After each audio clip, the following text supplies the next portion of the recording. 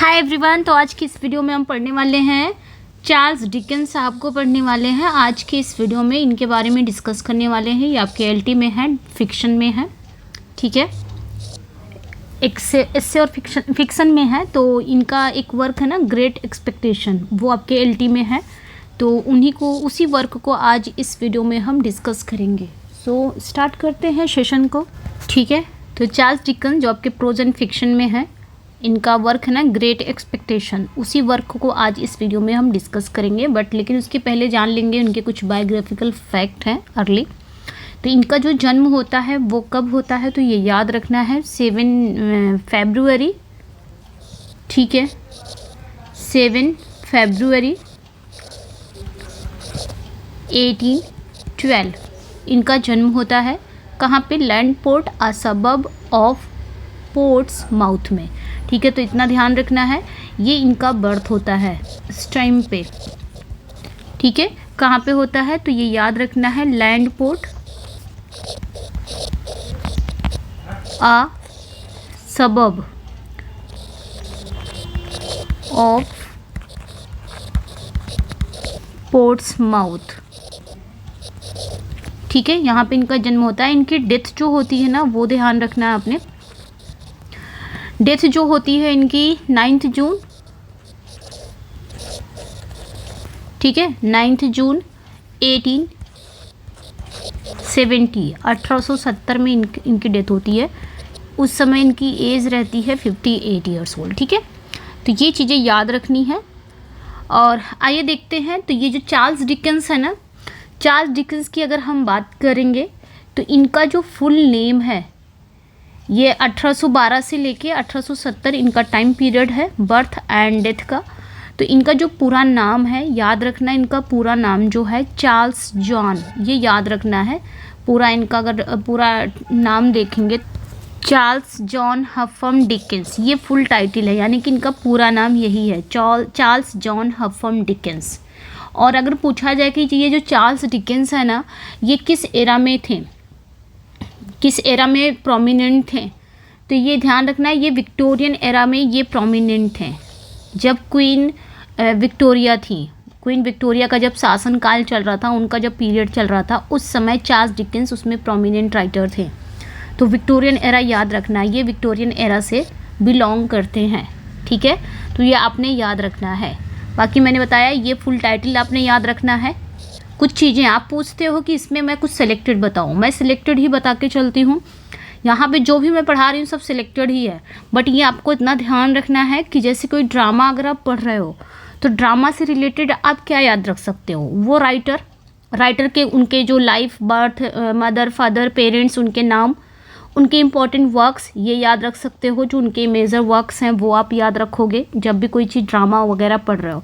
Drama में क्या याद रखोगे, उनका जो ड्रामा वगैरह है, तो ड्रामा में कैरेक्टर को याद रख सकते हो। समरी पूरा आपके दिमाग में होनी चाहिए, पूरी समरी होनी चाहिए। जैसे कि आप शेक्सपियर के जितनी भी वर्क्स हैं, तो समरी आपके सब कुछ जितने भी वर्क्स हैं ना, 37 सबकी समरी याद होनी चाहिए। तो उसी तरह आपको ड्रामा का समरी याद होना चाहिए, थीम याद होना चाहिए कि इसकी थीम क्या है, कैरेक्टर याद होने चाहिए, ठीक है। तो ये सारी चीज़ें, वो ड्रामा कब आया, वो वर्क कब आया, वो चीज़ें याद होना चाहिए, जॉनरा। तो ये सारी चीज़ें अपने याद होना चाहिए, ये सारी चीज़ें, ठीक है। तो ये ध्यान रखना, चार्ल्स डिकेंस जो हैं वो विक्टोरियन एरा के थे, ये इंपॉर्टेंट है। दूसरा याद रखना, चार्ल्स डिकेंस का फुल टाइटल याद रखना। तीसरा याद रखना है, चार्ल्स डिकेंस का जो बर्थ हुआ था वो 1812 में हुआ था, और इनकी जो डेथ हुई थी वो 1870 में हुई थी। ये चीज़ें ध्यान रखनी है। अब आगे बढ़ते हैं हम, ठीक है। ये विक्टोरियन एरा के ग्रेटेस्ट नॉवेलिस्ट थे, ठीक है। ये विक्टोरियन एरा के चार्ल्स डिकेंस सबसे महान नॉवेलिस्ट थे, विक्टोरियन एरा के माने जाते हैं। अच्छा, विक्टोरियन एरा अगर इनकी बात करेंगे चार्ल्स डिकेंस की, तो चाइल्डहुड ट्रोमा था, यानी कि बचपन में इनको ना बहुत आघात लगा था, बचपन में एक ट्रोमा से ये गुजरे थे। कैसे? इनके जो फादर थे ना, जॉन डिकेंस, इनके फादर का नाम क्या था? जॉन डिकेंस था, जो कि एक क्लर्क थे, कहाँ पे? नेवी पे ऑफिस में। और इनकी मदर का भी याद रख लेना आप ना, इनकी मदर का क्या नाम था? तो इनकी मदर का नाम एलिजाबेथ डिकेंस, ये इनकी मदर थी, ठीक है, ये आपने ध्यान रखना है।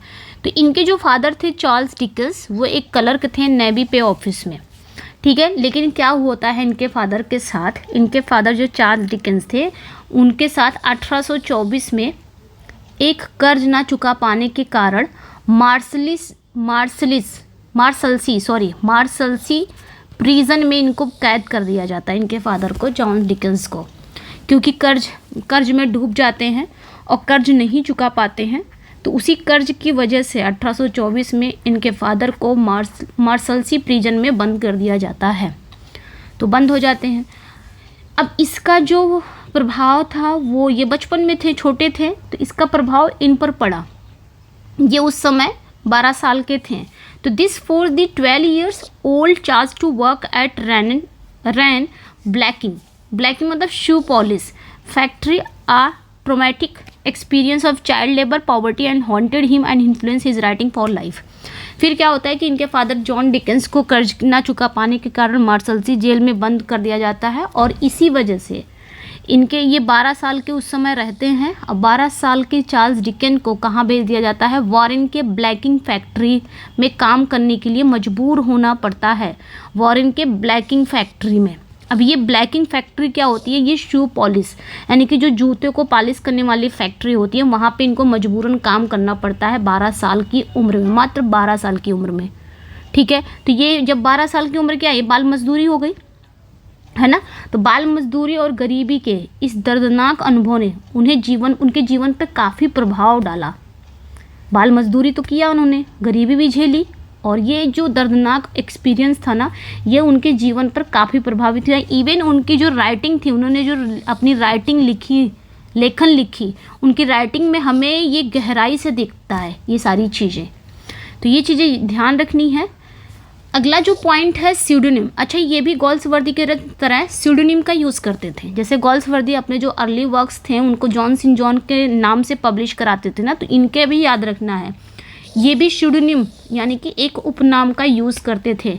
इनके जो भी अर्लीस्ट वर्क रहते थे, यानी कि जो जितने भी शुरुआती वर्क इनके होते थे, ठीक है, जितने भी शुरुआती इनके वर्क थे वो इनके एक स्यूडोनिम के तहत आए। उस स्यूडोनिम क्या था इनका, बॉज। जैसे कि जॉन गोल्सवर्दी का जॉन सेंट जॉन के नाम से आता था ना, तो इनका जितना भी अर्ली वर्क था वो बॉज के नाम से पब्लिश होता था। जो भी उनके शुरुआती वर्क थे, लाइक वो जर्नलिस्ट पीसेस वगैरह, ठीक है, जो भी जर्नलिस्ट राइटिंग वगैरह होती थी वो बॉज के नाम से ही पब्लिश होती थी। तो ये चीज़ें, ये 2 3 4 पॉइंट्स मैं बता रही हूँ यहाँ पे, सब सिलेक्टेड तो बता रही हूँ कि आपको ये चीज़ें याद रखनी है। फिर क्या होता है, अर्ली पब्लिकेशन की बात अगर हम करेंगे, इनका जो फर्स्ट बुक है वॉज स्केचेस बाय बॉज, ये इनकी फर्स्ट बुक है, आपने याद रखना है, काफ़ी इंपॉर्टेंट है। तो इनकी ये फर्स्ट बुक है, ठीक है, जो कब आया था, 1836 में आया था, 1836 में आया था।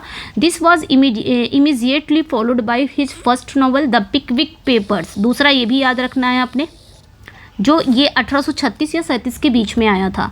तो याद रखना है कि अर्ली पब्लिकेशन की बात करेंगे तो इनकी जो फर्स्ट बुक थी वो कौन थी, स्केचेस बाय बॉज था, ये इनका पहली बुक थी। और इसके तुरंत बाद ही इनका पहला नॉवल आया था। ये जो पिकविक पेपर्स है ना, ये नॉवल है, और ये स्केचेस बाय बॉग है, ये बुक है। पहली बुक इनकी 1836 में पब्लिश हुई थी, और इसके तुरंत ही बाद इनका नॉवल आया था द पिकविक पेपर्स, ठीक है। ये नॉवल था 36 या 37 के बीच में आया था, ये ध्यान रखना है। और यही नॉवल जब आया ना, तो इनको ज़बरदस्त प्रसिद्धि मिली थी, ये ध्यान रखना, इमेंस फेम मिला था इसी नॉवल की वजह से, पिकविक पेपर की वजह से ज़बरदस्त प्रसिद्धि यहीं पे इनको, यही नॉवल ना इनको इमेंस फेम दिलाया था। तो ये चीज़ें आपने ध्यान रखनी है। सारा कुछ पॉइंट्स यहाँ पे पॉइंट मैंने कर दिया है, क्या क्या चीज़ें आपको याद रखनी है। अब आगे आते हैं पर्सनल लाइफ के बारे में थोड़ा जान लेते हैं, इनके निजी जीवन यानी इनकी स्पाउस वगैरह। इन्होंने शादी किससे की, तो शादी याद रखना कैथरीन होगार्थ से की। क्या नाम है, कैथरीन होगार्थ। इन्होंने कैथरीन होगार्थ से शादी की, जिनसे उनके 10 बच्चे हुए। कितने, 10 चिल्ड्रेन हुए। ये आपने ध्यान रखना है, काफ़ी इंपॉर्टेंट पॉइंट्स हैं ये, सारे इंपॉर्टेंट पॉइंट्स आपने याद रखना। चार्ल्स डिकेंस वैसे भी इंपॉर्टेंट है, चाहे वो LT हो गया, चाहे वो GIC हो गया, चाहे आपके PGT हो गया, हर जगह चार्ल्स डिकेंस है, तो हर जगह, सभी जगह के लिए इंपॉर्टेंट है, ठीक है। लेकिन 10 बच्चे करने के बाद ही later separated from her 1858 was widely rumored to have had a long-term secret relationship with an actress named Ellen Ternan. Twist आ गया कहानी में कि शादी तो इन्होंने कैथरीन होगार्थ से की, जिससे उनके कितने बच्चे हुए, 10 बच्चे हुए। लेकिन ये भी हुआ था कि 1858 में ये उनसे अलग भी हो गए अपनी पत्नी से, और ये र्यूमर्ड था, ठीक है। ये एक अफवाह भी थी कि इनका एक अभिनेत्री थी, एक एक्ट्रेस थी जिसका नाम था एलेन टेरनन, इनके साथ लंबा रिलेशनशिप था, एक सीक्रेट रिलेशनशिप था इनका। तो ये भी एक अफवाह था इनके लाइफ का, ठीक है। अच्छा, एक चीज़ और याद रखना है कि जो आपके चार्ल्स डिकेंस थे वो नॉवेलिस्ट के अलावा और भी कुछ थे। विक्टोरियन एरा के ये ग्रेटेस्ट नॉवेलिस्ट तो थे ही, तो एक चीज़ याद रखना है कि नॉवेलिस्ट के अलावा ये राइटर भी थे, ठीक है। नॉवेलिस्ट के अलावा ये राइटर भी थे, राइटर थे, सोशल क्रिटिक थे, ठीक है। सोशल क्रिटिक्स थे, नॉवेलिस्ट थे, ये चीज़ें ध्यान रखनी है, ठीक है। फिक्शनल कैरेक्टर और regarded in many as the greatest novelist of the Victorian era, तो ये चीज़ें आपने ध्यान रखनी है, ठीक है। डेथ एंड ब्यूरियल, जैसे कि मैंने बताया, he died of a stroke on June 9, 1870, living one novel unfinished against his wish to be buried in Rochester. He was interred in the poets corner of Westminster Abbey. तो ये चीज़ें ध्यान रखनी है, तो ये चीज़ें आपने ध्यान रखने की। इनकी डेथ कब होती है? 9 जून 1870 को। इनको ना स्ट्रोक से, कैसे डेथ होती है, तो इनको स्ट्रोक आया हुआ रहता है, स्ट्रोक से इनकी डेथ हो गई, ठीक है। और ये उस समय एक नॉवल लिख रहे थे, बट डेथ होने के कारण इनकी नॉवल क्या हो जाती है, अनफिनिश्ड रह जाती है। और इनकी इच्छा ये थी कि ये रॉचेस्टर में दफन होने की, मतलब इन्होंने इच्छा जाहिर किया था कि जब मैं मरूँ या मुझे दफन कहाँ किया जाए, रॉचेस्टर में दफन किया जाए। लेकिन इसके बावजूद इन्हें कहाँ पे दफन किया गया? इन्हें दफनाया गया वेस्टमिनिस्टर एबे में दफनाया गया, वेस्टमिनिस्टर के पोएट्स कॉर्नर में इनको दफनाया गया। तो ये चीज़ें इंपॉर्टेंट हैं, आपने ध्यान रखना। ये सारे इंपॉर्टेंट पॉइंट्स आपको चार्ल्स डिकेंस से रिलेटेड सारी चीज़ें याद रखनी है, ठीक है। अब आते हैं कुछ मेजर वर्क्स के, इनके मेजर वर्क्स को देख लेते हैं। कुछ मेजर वर्क्स हैं इनके, और उनके कैरेक्टर को भी देख लेते हैं। मेजर वर्क का जो मेन प्रोटैगनिस्ट है वो देख लेते हैं। ओलिवर ट्विस्ट, सबसे पहले हम वर्क इनका देखेंगे। ओलिवर ट्विस्ट ये 1838 के बीच में आया था, ऐसा कहा जाता है 1837 से 9 के बीच में आया था, तो 38 यहाँ पे सही है, 38 में आया था। ये एक डायरेक्ट अटैक था किस पे? New poor law of 1834 and cruel workhouse system. It tells the story of an orphan who escape the workhouse and falls with his gang of thieves led by Fagin. तो ये चीज़ें याद रखनी है, Fagin, ये चीज़ें याद रखनी है कि ओलिवर ट्विस्ट ये इनका नॉवल है। ये ओलिवर ट्विस्ट क्या है? ये नॉवल है। जॉनरा भी साथों साथ देखते चलते हैं। तो ओलिवर ट्विस्ट ये इनका नॉवल है, 1838 में आया था ये नॉवल, ठीक है। और ये नॉवल ना, ये किस पे अटैक है, यानी कि इस नॉवल में इन्होंने क्या दिखाया है? इस नॉवल में इन्होंने न्यू पुअर लॉ और जो क्रूर वर्क हाउस सिस्टम है, यानी कि जो ऑर्फन यानी कि गरीब घर, जहाँ गरीबों से काम लिया जाता था, ठीक है, एक अनाथालय या गरीब घर जहाँ गरीबों से काम लिया जाता था, उस पर सीधा अटैक है ये नॉवल। तो ये ओलिवर नाम का एक अनाथ की कहानी है। ओलिवर ट्विस्ट में इसमें जो मेन प्रोटैगनिस्ट है वो एक ऑर्फन रहता है, एक अनाथ रहता है जिसका नाम रहता है ओलिवर, ठीक है। उसी की कहानी है जो वर्क हाउस से भाग जाता है। कहाँ से? उस वर्क हाउस सिस्टम से, जहाँ एक अनाथालय है ये वर्क हाउस सिस्टम, जहाँ गरीबों से काम लिया जाता था, वहाँ से ये भाग जाता है। और फैगिन क्या है? फैगिन के लीड, मतलब ये चोरों का एक गिरोह था, थीप्स का एक गैंग है ये फैगिन, ठीक है, जिसको फैगिन लीड करता है, और इसी में आके शामिल हो जाता है ये ओलिवर। तो इसमें ये चीज़ें दिखाई गई हैं, तो ये अपने ध्यान रखना है। दूसरा जो वर्क है इनका, ये सारे इंपॉर्टेंट मेजर वर्क्स हैं, वैसे तो बहुत सारे वर्क्स हैं लेकिन ये मेजर वर्क्स हैं। अ क्रिसमस कैरल, ठीक है, दूसरा जो वर्क है क्रिसमस कैरोल, ये 1843 में आया था। अ क्रिसमस कैरोल 1843 में, ये एक नोवेला है, ध्यान रखना इसको। ये एक नोवेला है, feature the miser Ebenezer Scrooge who is redeemed by the ghost of Christmas past present and yet to come. देखिए ये जो है ना, ये वर्क अ क्रिसमस कैरोल, ये एक फेमस नोवेला है जिसमें एबेनेजर स्क्रूज नाम का एक कंजूस कैरेक्टर होता है। तो ये ना एबेनेजर इस नोवेला का क्या है, कैरेक्टर है। और ये कैरेक्टर कैसा है, कंजूस कैरेक्टर है, जिसे क्रिसमस का पास्ट प्रेजेंट एंड भविष्य का घोस्ट सुधारते हैं। ठीक है, क्रिसमस के जो पास्ट और प्रेजेंट और भविष्य यानी कि फ्यूचर के जो घोस्ट होते हैं वो इसे सुधारते हैं, रेडीम्ड करते हैं। तो ये एक सामाजिक जिम्मेदारी की एक ना पावरफुल एलिगरी भी है, तो ये ध्यान रखना है। अगला जो वर्क है इनका डेविड कॉपरफील्ड, ये कब आया था, काफ़ी इंपॉर्टेंट है, ये 1850 में आया था, डेविड कॉपरफील्ड। ठीक है, ये काफ़ी इंपॉर्टेंट है। This was Dickens personal favourite child and most strongly autobiographical novel. तो ये भी एक नॉवल है, लेकिन ऐसा कहा जाता है कि ये एक ऑटोबायोग्राफिकल नॉवल है। इसमें जो प्रोटैगनिस्ट है, the protagonist experience from his unhappy child यानी कि the Murdstone to his work as clerk closely mirror Dickens own. तो ये चीज़ें ध्यान रखनी है। जो डेविड कॉपरफील्ड है ये 1850 में आया था और ये डिकेंस का पर्सनल यानी कि फेवरेट चाइल्ड और उसका सबसे अधिक ऑटोबायोग्राफिकल नॉवल था ये। यानी कि इसमें जो प्रोटैगनिस्ट का जो अनुभव है, जो एक्सपीरियंस है, उसके दुखी बचपन यानी कि मड स्टोन परिवार से लेकर एक कलर के रूप में काम करने तक डिकेंस के अपनी जीवन की गहराई को दिखाता है। तो डेविड कॉपरफील्ड याद रखना है, ये एक ऐसा कहा जाता है कि एक ऑटोबायोग्राफिकल नॉवल भी है। ठीक है, ये ध्यान रखना है। जिसमें क्या दिखाया गया है, ये जो हीरो है इसमें ना, उसके अनुभव, उसके जो बचपन से लेकर कलर के रूप में काम करने तक पूरी उसके जीवन को दिखाया गया है। नेक्स्ट पे आएंगे ब्लीक हाउस। ब्लीक हाउस क्या है, ये 1853 में आया था। Bleak House often considered his masterpiece, ये भी माना जाता है कि इनका ये मास्टर पीस है।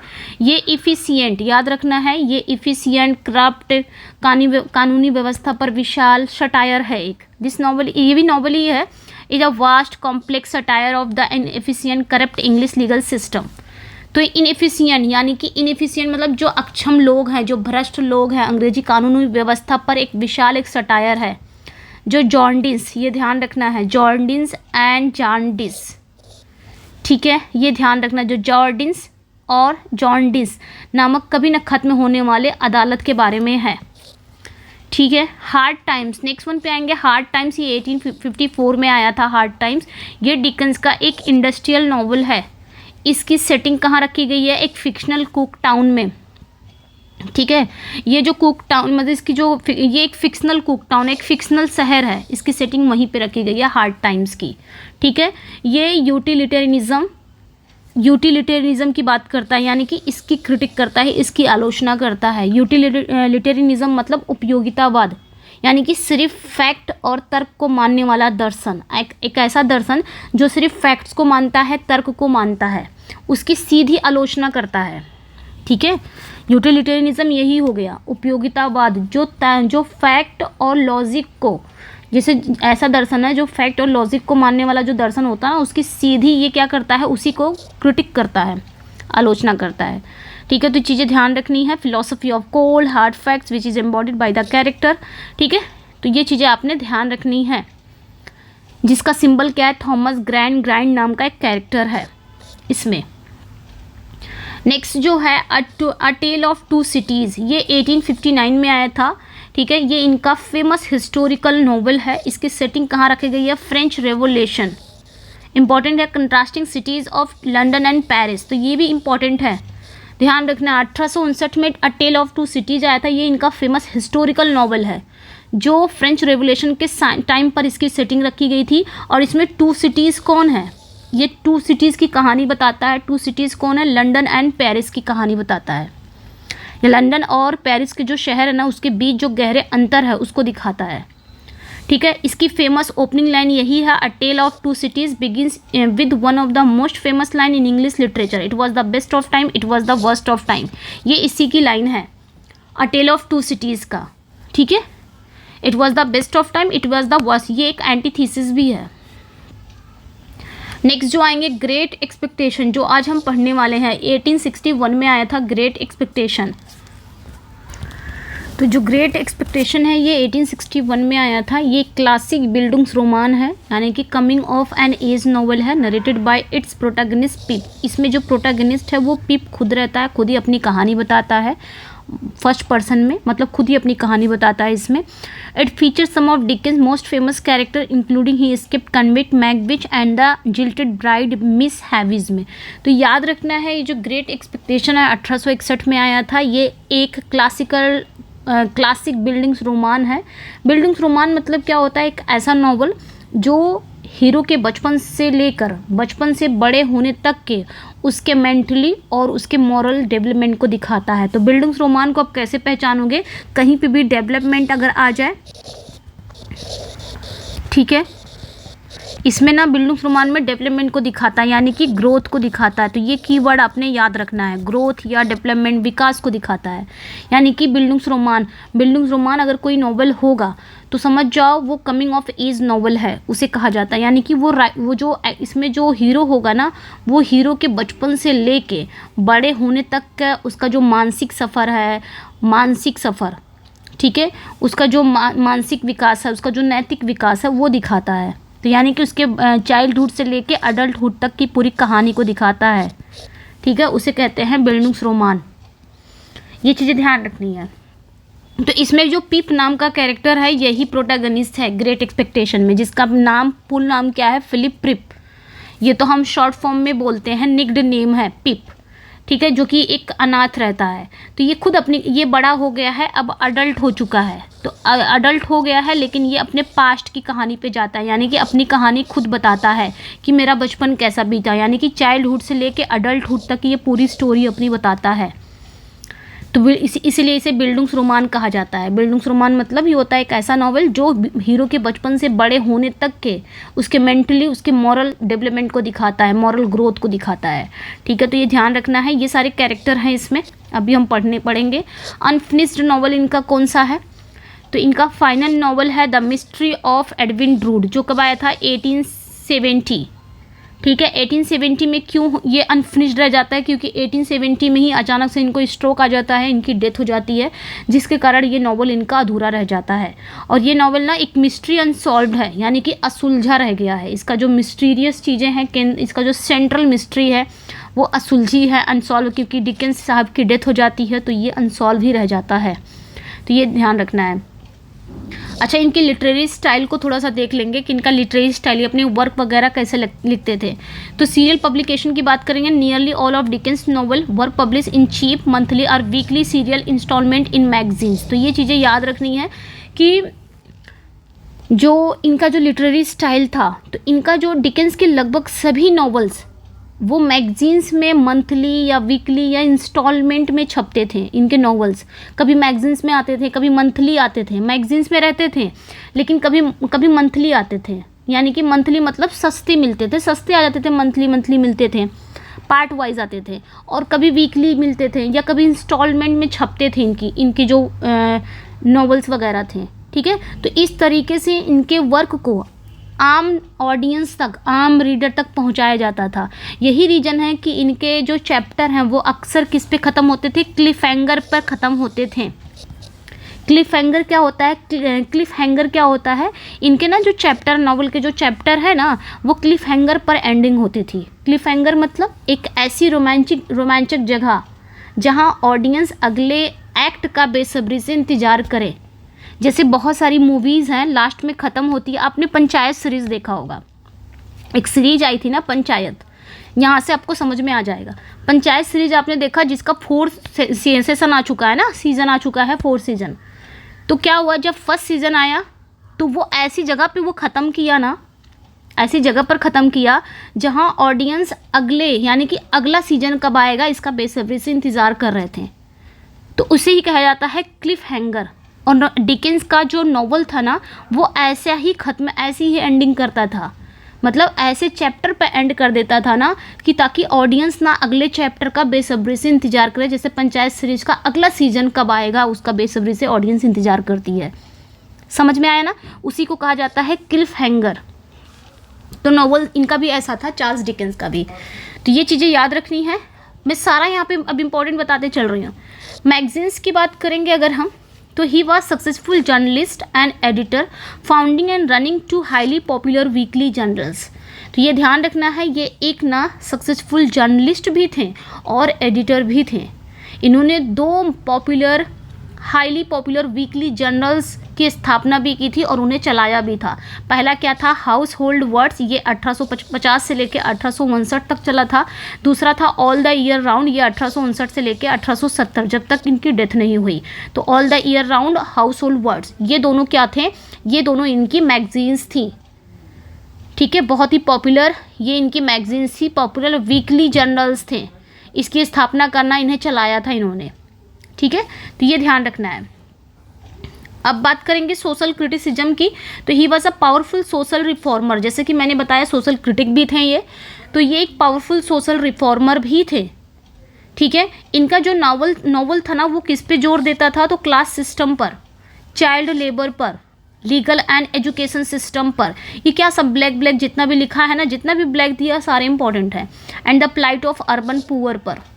समझ में आया, यानी कि सामाजिक क्रिटिसिज्म की बात करेंगे तो ये पावरफुल सोशल रिफॉर्मर थे, समाज सुधारक थे। इनके नॉवल में हम देखेंगे कि क्लास सिस्टम, यानी कि जो वर्ग व्यवस्था है, क्लास सिस्टम की जो अन्याय वगैरह ये दिखाया जाता था। बाल मजदूरी दिखाया जाता था, जैसे ये बचपन में बाल मजदूरी किए थे ना, तो अब ऑब्वियसली जो उनका एक्सपीरियंस मिला था बाल मजदूरी का, वो उनके राइटिंग में हमें देखने को मिलेगा हर जगह, क्योंकि जो पीड़ा इन्होंने सही थी बचपन में ना, वो पीड़ा इनके अंदर बैठ गया था। अब वो उनकी राइटिंग में हमें देखने को मिलेगा। ठीक है, तो क्लास सिस्टम पर इन्होंने अटैक किया है, इसकी आलोचना की है। चाइल्ड लेबर पे, कि जो बच्चा बचपन में ही बाल मजदूरी करे, उसका जो डर है, उसका जो हॉरर है, इस पे भी इन्होंने जोर दिया है, क्योंकि ये किए थे ना, इसी वजह से इनके वर्क में भी वो देखने को मिलता है हमें। ठीक है, जो बचपन में जो इन्होंने सहा है, तो वो चीज़ें उनके अंदर, वो डर था, वो डर बैठ गया और इनके वर्क में हमें वो चीज़ें देखने को मिलती हैं। ठीक है, legal and education system, legal और एजुकेशन सिस्टम की जो फेलियर है, इस पे भी इन्होंने बात की है। शहरी गरीबों की जो दुर्दशा है, प्लाइट ऑफ अर्बन पुअर, उसके बारे में भी इनके वर्क में हमें देखने को मिलता है। मेमोरेबल कैरेक्टर्स, ध्यान रखना है कि Dickens greatest strength was his creation of vivid, memorable and often eccentric characters which are sometime describe as caricatures. ठीक है, बात अगर करेंगे मेमोरेबल कैरेक्टर की, तो डिकेंस की सबसे बड़ी ताकत ये थी कि उनके विविड, यानी कि मेमोरेबल और अक्सर उनके एक्सेंट्रिक कैरेक्टर का निर्माण था। मतलब वो क्या करते थे, डिकेंस की सबसे बड़ी ताकत ये थी कि उनके जो विविड है, मेमोरेबल और अक्सर ना सन की कैरेक्टर वो निर्माण करते थे, जिन्हें कभी कभी कैरिकेचर भी कहा जाता था। तो ये ध्यान रखना, इनके जो कैरेक्टर थे वो विविड होते थे, मेमोरेबल होते थे और अक्सर एक्सेंट्रिक कैरेक्टर होते थे, जिन्हें कभी कभी कैरिकेचर भी कहा जाता था। ठीक है, तो ये ध्यान रखना है। जैसे कि ये सारे हैं, उरिया हीप है, जैसे कुछ एग्जाम्पल है, उरिया हीप है, विल्किंस मैकबर है, फैगिन है, सारा गैम्प है, ये सारे शामिल हैं। ये सारे इनके क्या थे, यही कैरिकेचर वाले कैरेक्टर थे, थोड़ा एक्सेंट्रिक टाइप के थे। तो ये सबसे बड़ी ताकत थी। स्टाइल की बात करेंगे, his prose is marked by a unique blend of comedy, satire, dark melodrama, powerful pathos, ये सारी चीज़ें भाई इनकी स्टाइल थी। ठीक है, इनकी राइटिंग में हम हमेशा देखने को मिलता है कि कॉमेडी देखने को मिलती थी, सटायर देखने को मिलता था, मेलोड्रामा कुट के भरा रहता था, पैथोज रहता था। ये सारी चीज़ों का कॉम्बिनेशन इनकी स्टाइल में देखने को मिलता था, इनकी राइटिंग स्टाइल में। और ये रीडर को क्या करते थे, हंसाते थे। हंसाने और रुलाने दोनों में बहुत ज़्यादा ये क्या थे, हाईली इफेक्टिव थे, प्रभावी थे। यानी कि ये रीडर को हंसाते थे अपनी कॉमेडी से और रुलाते भी थे।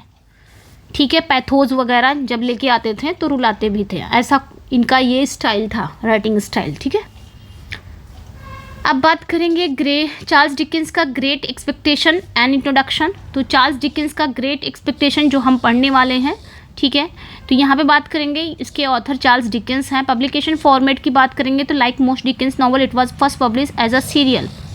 तो जैसे कि बात अभी हमने किया ना कि इनके जो डिकेंस के जितने भी नॉवल हैं, सारे नॉवल की, अधिकांश नॉवल की तरह ये भी पब्लिश हुआ था एक सीरियल के रूप में।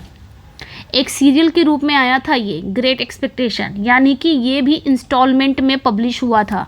ये भी ध्यान रखना, इंस्टॉलमेंट में पब्लिश हुआ था ग्रेट एक्सपेक्टेशन।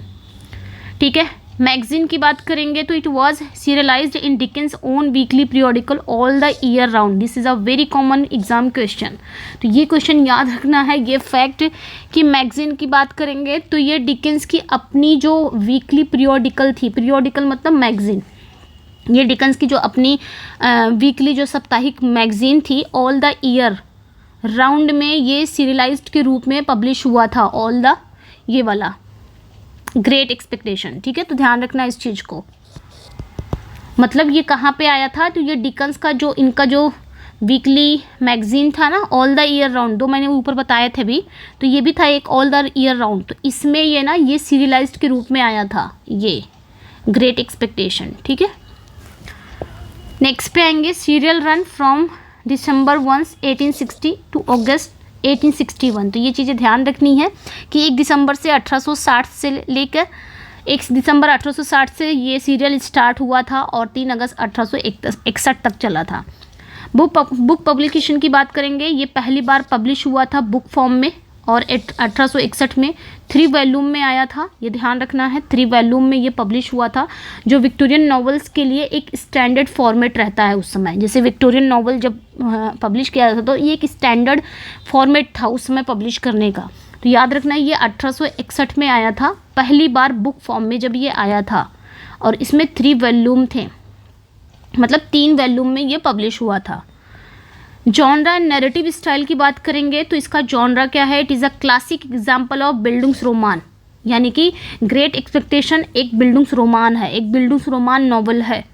अभी मैंने बताया बिल्डुंग्सरोमान नॉवल क्या होता है। एक ये जो बिल्डुंग्सरोमान है ये एक जर्मन टर्म है जिसका मतलब क्या होता है, शिक्षा का नॉवल, यानी कि अ नॉवल ऑफ एजुकेशन, या फिर आप इसे बोल सकते हो coming of the age story. ये सारी चीज़ें याद रखनी है। बिल्डुंग्सरोमान का पूछ लेगा, ये एक जर्मन टर्म है जिसे हम अ नॉवल ऑफ एजुकेशन भी कहते हैं या फिर हम कमिंग ऑफ एज स्टोरी भी कहते हैं।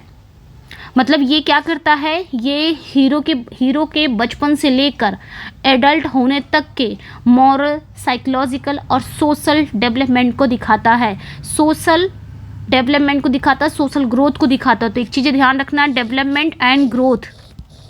जहाँ पे बिल्डुंग्सरोमान का पूछेगा वहाँ पे डेवलपमेंट या ग्रोथ जरूर आएगा, ठीक है। और बिल्डुंग्सरोमान एक जर्मन टर्म है जिसे novel of education, coming of the age story भी कहते हैं। ये चीज़ ध्यान रखनी है। तो ये ग्रेट एक्सपेक्टेशन एक बिल्डुंग्सरोमान नॉवल है, ठीक है। ये नॉवल लिखा गया था ये नॉवल ना फर्स्ट पर्सन में है, यानी कि जो नरेटर है वो खुद अपनी कहानी बता रहा है, मैं करके बता रहा है। लाइक उसी की तरह जैसे डेविड कॉपरफील्ड है, वो भी फर्स्ट पर्सन में लिखी गई है और ये भी फर्स्ट पर्सन में लिखी गई है। तो ये ध्यान रखना है। देखिए इसमें जो नरेटर है, यानी कि नरेटर भी वही है, प्रोटैगनिस्ट भी वही है, पिप, जिसका पूरा नाम क्या है, फिलिप प्रिप। ये जो खुद अपनी लाइफ स्टोरी बताता है। एक पर्सन है जिसका नाम फिलिप प्रिप है, उसको हम पिप करके, इसका निक नेम्ड है, पिप करके बुलाते हैं। ये खुद अपनी स्टोरी बता रहा है, यानी कि नरेटर भी है, यही प्रोटैगनिस्ट है। तो ये जो नॉवल है ये फर्स्ट पर्सन में लिखी गई है, ठीक है, ये ध्यान रखना है। और नरेटिव टेंस की बात करेंगे अगर हम, तो ये जो नॉवल है ना ये रेट्रोस्पेक्टिव नैरेटिव है।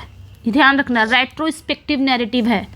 रेट्रोस्पेक्टिव मतलब एक मैच्योर एडल्टहुड पिप अपने पास्ट को याद कर रहा है और अपने छोटे नाइव, यानी कि जब वो छोटा था, बहुत भोला था, जब वो सिर्फ चीज़ों को जज कर रहा था, तो वो अपनी कहानी बताता है, अपने बचपन की कहानी बताता है। अब वो पिप क्या हो गया है, अडल्ट हो चुका है, वो अब वयस्क हो चुका है। वयस्क होके अपनी जो बचपन की कहानी है, यानी कि जब मैं बच्चा था, मैं सिर्फ अनुभव कर रहा था, उस समय मैं बच्चा था, अपनी चाइल्डहुड की कहानी वो बता रहा है, ठीक है। तो रेट्रोस्पेक्टिव नेचर यानी कि अपने आप को ही देखना, ठीक है। तो यहाँ पे ध्यान रखना है, इसमें जो कैरेक्टर है वो अब एडल्ट हो चुका है, वयस्क हो चुका है, और वह अपने पास्ट के, यानी कि अपनी बचपन से लेके इस अडल्ट, जैसे मैं हूँ तो मेरी एज जो भी है, तो मैं अपने बचपन में चली जाऊँ और बचपन से लेके अब तक की पूरी स्टोरी बताऊँ मैं अपनी। तो उसी तरह ये पिप भी है जो कि अब एडल्ट अवस्था में आ चुका है और वो अपने पास्ट, यानी कि अपने बचपन से लेके अपने एडल्ट तक की पूरी स्टोरी को बता रहा है कि कैसे कैसा उसका विकास हुआ, उसका मॉरल विकास कैसे हुआ, उसका साइकोलॉजिकल विकास कैसे हुआ, उसका सामाजिक विकास कैसे हुआ, क्योंकि एक इंसान का विकास ऐसे ही होता है ना, moral, psychological, social. Setting and structure की बात करेंगे, इसकी सेटिंग कहाँ रखी गई है, तो ध्यान रखना है इसकी सेटिंग ना 2 प्राइमरी लोकेशन पर है, ठीक है, यानी कि 2 मेन जगह पर बटा हुआ है इसकी सेटिंग, 2 प्राइमरी लोकेशन पर इसकी सेटिंग रखी गई है। एक है कहाँ पे, ध्यान रखना है, एक कहाँ पे है, द केंट मार्सेस में है। केंट मार्सेस क्या है, एक डेसोलेट रूरल एरिया है जहाँ पे पिप बड़ा होता है, एक गांव का एरिया है, ठीक है। तो यहाँ पे 2 जगह कहानी की सेटिंग रखी गई है, यानी कि एक केंट मार्सर्स है, केंट मार्सर्स बहुत ही सुनसान ग्रामीण इलाका है जहाँ पिप एक गांव में बड़ा होता है। दूसरा इसकी सेटिंग लंदन की रखी गई है, जब पिप बड़ा होता है, एक जेंटलमैन बनना जाना चाहता है, एक जेंटलमैन बनने का सफ़र जब वो तय करता है, एक सभ्य आदमी बनना चाहता है, तो वहाँ पे जाता है, तो लंदन में जाता है, तो दूसरी सेटिंग वो लंदन की है, ठीक है। यानी कि जहाँ पे पिप छोटा था, छोटा होकर थोड़ा बड़ा हुआ गाँव में, वहाँ पे दिखाता है, फिर लंदन कब जाता है, वो सारी सेटिंग यहाँ पे दे, यानी कि 2 जगह इसकी सेटिंग रखी गई है, ठीक है, ये ध्यान रखना है। अगला बात करेंगे, स्टोरी शुरू कब होती है, ये जो स्टोरी कब शुरू होती है ग्रेट एक्सपेक्टेशन की, तो अराउंड 1812, ठीक है, 1812 में इसकी स्टोरी, मतलब 1812 के आसपास इसकी स्टोरी शुरू होती है और 1840 के आसपास इसकी स्टोरी एंड होती है, तो ये ध्यान रखना है अपने, ठीक है। Spanning the late Georgian and early Victorian periods, यानी कि ये बात करता है लेट जॉर्जियन की और अर्ली विक्टोरियन पीरियड्स को कवर करता है ये स्टोरी, ठीक है। स्ट्रक्चर की बात करेंगे, the plot tightly organise into 3 stages of Pip expectation, तो ये जो प्लॉट है ना, इसका जो स्ट्रक्चर है, जो प्लॉट है, जो कहानी है, वो पिप की जो एक्सपेक्टेशन है उसके 3 स्टेज को बताता है, कि पिप की जो एक्सपेक्टेशन है, पिप की जो उम्मीदें थी, वो 3 स्टेजेस में बटी हुई हैं, 3 स्टेज बताता है, तो ये 3 स्टेज वाले बुक पब्लिकेशन का टाइटल है, ठीक है। 3 स्टेज, यानी कि ध्यान रखना 3 वॉल्यूम बुक रिलीज होता है, ये ध्यान रखना है, इसकी टाइटल यही थी। तो पिप की एक्सपेक्टेशन यानी कि ग्रेट एक्सपेक्टेशन में जो पिप है ना, उसकी 3 स्टेज को बताया गया है। तो स्टेज 1 में क्या बताया गया है, स्टेज 1 में पिप का बचपन दिखाया गया है, ठीक है। स्टेज 1 में पिप का बचपन दिखाया गया है, और पिप किससे मिलता है, मैगविच से मिलता है और मिस हैविज में से मिलता है, ठीक है, और अपना यहाँ पे ग्रेट एक्सपेक्टेशन की जो अनाउंसमेंट है वो करता है। तो स्टेज 1 में हम ये देखते हैं, पिप का बचपन देखने को मिलता है, ठीक है। मैगविच और मिस हैविज में से उसकी मुलाकातें होती हैं और उसकी जो ग्रेट एक्सपेक्टेशन की घोषणा होती है, ये स्टेज 1 में हम देखते हैं। स्टेज 2 में हम देखेंगे पिप की लाइफ इन लंदन, यानी कि पिप लंदन चला जाता है, एक जेंटलमैन बनने का सफ़र उसको दिखाता है, और वहीं पे ये स्नॉबरी बन जाता है, माउंटिंग डेट, ये सारी चीज़ें होती हैं।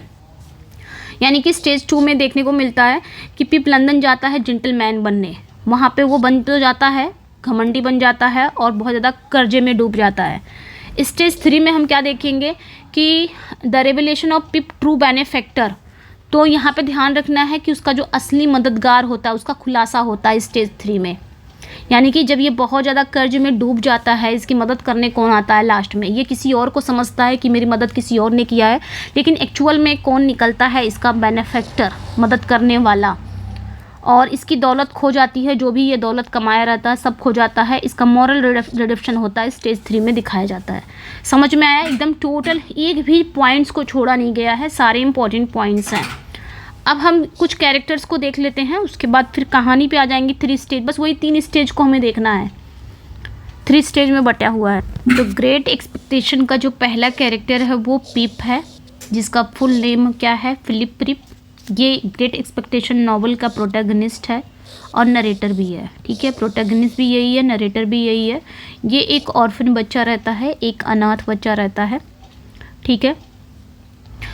whose great expectation of wealth and status make him a snob before he learns the true meaning of being gentleman।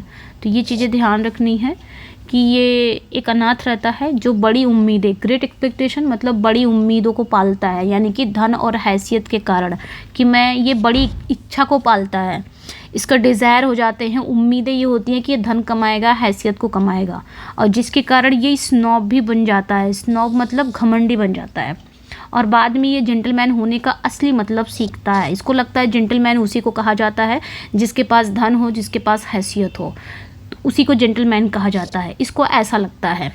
लेकिन बाद में ये गलतफहमी इसकी दूर हो जाती है। नेक्स्ट वन जो कैरेक्टर है स्टेला। स्टेला कौन रहती है? एक ब्यूटीफुल बट कोल्ड हार्टेड मतलब जिसके अंदर कोई भी दयालु चीज़ नहीं है, दयालु नहीं है, काइंड हार्टेड नहीं है, ये कोल्ड हार्टेड है, ठीक है। वर्ड ऑफ मिस हैविज में, ये कैरेक्टर को भी याद रखना है, ठीक है। मिस हैविज में Pip is obsessively in love with her name means star and she is the remote guiding and destructive light for Pip. तो ये चीज़ें ध्यान रखनी है। स्टेला जो रहती है ना, ये मिस हैविस में द्वारा पाली गई एक खूबसूरत लेकिन ठंडे दिल वाली लड़की है, मतलब जिसके अंदर दिल नहीं है, ठीक है। और पिप इससे बेइंतहा प्यार करता है स्टेला को, जब पहली नज़र में देखता है तभी इससे प्यार करने लग जाता है। अभी हम आगे इसकी कहानी देखेंगे।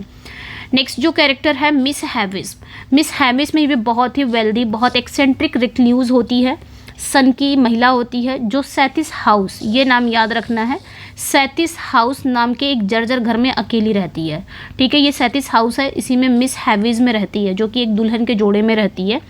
क्यों दुल्हन के जोड़े में रहती है? क्योंकि इसे ना मिस हैविज में ना जिस दिन इसकी शादी रहती है उसी दिन इसका मंगेतर इसको धोखा दे के चला जाता है। तो 8:45 बजे इसकी शादी होने वाली होती है, 8:45 बजे पता चलता है, 8:40 यानी कि 8:45 बजे पता चलता है कि इसका जो मंगेतर है वो इसको छोड़ दे रहा है, इसको धोखा दे रहा है। तभी से ये सारी घड़ियों को क्या कर देती है? ऑफ कर देती है। और जो ये वेडिंग ड्रेस पहनी रहती है उसी वेडिंग ड्रेस में ये पहनी ही रहती है, छोड़ती नहीं है, चाहे वो सड़ जाए चाहे गल जाए, उसी वेडिंग ड्रेस को ही पहने रहती है, ठीक है। और उसी पल उसने अपने सारी घड़ियों को बंद कर दिया था जिस पल इसका मंगेतर इसे धोखा देता है, ठीक है। तो ये याद रखना है। ये स्टेला को प्रूस का दिल तोड़ने वाली बनाती है, मतलब ये स्टेला को ऐसा बना देती है कि इस तरह, मैंने भी बताया ना, कोल्ड हार्टेड बनाती है कि तुम्हारे पास कोई भी प्रूस सच्चा प्यार के पास नहीं आएगा, मतलब सच्चा प्यार नहीं करेगा। तुम क्या करना, किसी से सच्चा प्यार मत करना, डेट सभी के साथ करना लेकिन सच्चा प्यार नहीं, यानी कि तुम दिल तोड़ना। ये स्टेला को इस टाइप बना देती है, ठीक है। अब आगे देखेंगे, भी सारी कहानी सुलझेगी, अभी तो हम कैरेक्टर को देख रहे हैं। नेक्स्ट जो कैरेक्टर है एबल मैकविच, ये जो एबल मैकविच है ये कौन रहता है? ये वो भागा हुआ कन्विक्ट रहता है, वो भागा हुआ कैदी रहता है जिससे पिप नॉवल के फेमस शुरुआत में कब्रिस्तान में मिलता है, अभी बताएंगे हम लोग। तो मैकविच को याद रखना ये कैरेक्टर को, ठीक है। ये कन्विक्ट रहता है, भागा हुआ कैरेक्टर रहता है, ठीक है। तो ये आपने ध्यान रखना है। अब हम बात करेंगे नेक्स्ट जो कैरेक्टर है जो गार्जरी, ये पिप का kind hearted, simple and morally upright brother in law रहता है, यानी कि जीजा जी रहते हैं। ये जो गार्जरी जो रहता है ना, ये पिप का जीजा रहते हैं, जो कि पेशे से क्या रहता है? ये ब्लैक स्मिथ रहता है, लोहार रहता है, ठीक है। ये बहुत अच्छे पर्सन, मतलब बहुत काइंड हार्टेड पर्सन है, सिंपल पर्सन है, सादगी से भरा हुआ है ये जो गार्जरी, ठीक है। तो ये ध्यान रखना है। एंड नेक्स्ट वन पे आएंगे मिस्टर जैगर्स कौन रहता है? ये पावरफुल अमोरल लंदन लॉयर रहता है, ठीक है। तो ये लॉयर रहता है, एक लंदन का एक पावरफुल अमोरल, जिसके अंदर मॉरल नहीं है, एक लॉयर रहता है जो पिप की जो प्रॉपर्टी है, यानी कि पिप का जो फॉर्चून है, ठीक है, पिप का जो फॉर्चून है उसका एडमिनिस्ट्रेटर करता है यही। नेक्स्ट जो कैरेक्टर है हर्बर्ट पॉकेट कौन रहता है? तो ये पिप का रूममेट रहता है, यानी कि यूँ कहो कि उसका लॉयल फ्रेंड बन जाता है, बाद में वफादार दोस्त। एक चीज़ याद रखना है कि ग्रेट एक्सपेक्टेशन है ना, इसकी 2 एंडिंग्स होती हैं।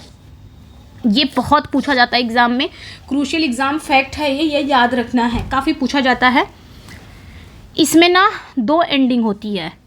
पहली एंडिंग में हम क्या देखते हैं, जो इसका ओरिजिनल है, दिस इज, देखेंगे यहाँ पे, this is one of the most famous and frequently tested point about the novel, यानी कि इसमें ना 2 एंडिंग होती है ग्रेट एक्सपेक्टेशन में। पहला हम देखेंगे, यानी कि जो डिकन्स का ओरिजिनल मैन्यूस्क्रिप्ट है, उसमें हम देखते हैं कि पिप स्टेला से प्यार करता है ना, तो पिप और स्टेला जो अब एक विधवा हो चुकी है, ये लंदन में अचानक से मिलते हैं और थोड़ा सा बात करते हैं, फिर हमेशा के लिए अलग हो जाते हैं। तो ये ओरिजिनल एंडिंग है किसकी? ग्रेट एक्सपेक्टेशन में। लास्ट में एंडिंग यही होती है, ये जो पिप है जो स्टेला है एक बार फिर मिलते हैं, थोड़ा सा बातचीत करते हैं, फिर हमेशा के लिए अलग हो जाते हैं। यानी कि इसकी एंडिंग, इसमें क्या दिखाया गया, जो ओरिजिनल एंडिंग है वो ट्रेजिक है, दुखद है, सैड है, ट्रेजिक नहीं सैड है, ठीक है, सैड एंडिंग है। लेकिन ये ओरिजिनल एंडिंग है। लेकिन फिर क्या हुआ कि फाइनल लाइन ये वाली लाइन से स्टार्ट होता है, ये वाली लाइन, ये लाइन याद रखना है, इसी लाइन से ख़त्म करता है। I was very glad after watch to have the had the interview for her face and her voice I saw no shadow another parting from her। तो this is the complex line but Dickens intend it as a final sad parting line. तो इसी line के साथ ये novel ख़त्म होता है, ये फाइनल लाइन है, इसी नॉवल के साथ ख़त्म होता है। लास्ट में क्या होती है, सैड एंडिंग होती है। अगर हम इसका रियल ओरिजिनल एंडिंग देखेंगे तो मैंने जस्ट अभी बताया कि इसमें 2 एंडिंग है। इसका ओरिजिनल यानी कि इसका जो डिकेंस का ओरिजिनल मैन्युस्क्रिप्ट में अगर देखा जाए तो ये वर्क की एंडिंग यही हुई है, ठीक है। ग्रेट एक्सपेक्टेशन की एंडिंग यही हुई है, सैड एंडिंग हुई है। यानी कि इसमें जो 2 लवर्स है, जो पिप है ना स्टेला से प्यार करता है, लेकिन लास्ट में ये दोनों मिलते नहीं हैं, अलग अलग हो जाते हैं और इसी लाइन के साथ एंड होता है। लेकिन दोबारा से फिर क्या होता है, रिवाइज एंडिंग बनाया जाता है इसका। क्यों, डिकेंस के एक दोस्त रहते हैं जिनका नाम रहता है एडवर्ड बुलवर लिटन। एडवर्ड बुलवर लिटन ये डिकेंस के एक दोस्त रहते हैं, ठीक है। इन्होंने डिकेंस को मनाया और कहा कि भाई तुम जो ओरिजिनल एंडिंग है ना वो जनता के लिए ठीक नहीं है, मतलब ओरिजिनल एंडिंग में तुमने सैड एंडिंग कर दिया है, यानी कि पिप स्टेला को मिलाया नहीं है, उसको अलग अलग कर दिया है, लास्ट में सैड एंडिंग कर दिया है, जो ऑडियंस को अच्छा नहीं लग रहा है। तो ऑडियंस की खातिर तुम क्या करोगे, ऑडियंस के लिए तुम्हें फिर से लिखना पड़ेगा, ऑडियंस के लिए तुम्हें इसकी एंडिंग को थोड़ा सा रिवाइज करना पड़ेगा, यानी कि इसके एंडिंग में थोड़ा सा तुम्हें मॉडिफाई करना है। क्या मॉडिफाई करना है, तो अब डिकेंस मान जाते हैं, फिर वो क्या करते हैं, फिर से एंडिंग पब्लिश करते हैं। तो इस बार एंडिंग कैसी होती है कि पिप और स्टेला मिल जाते हैं उस सैथिस हाउस में, हमेशा के लिए मिल जाते हैं, ठीक है।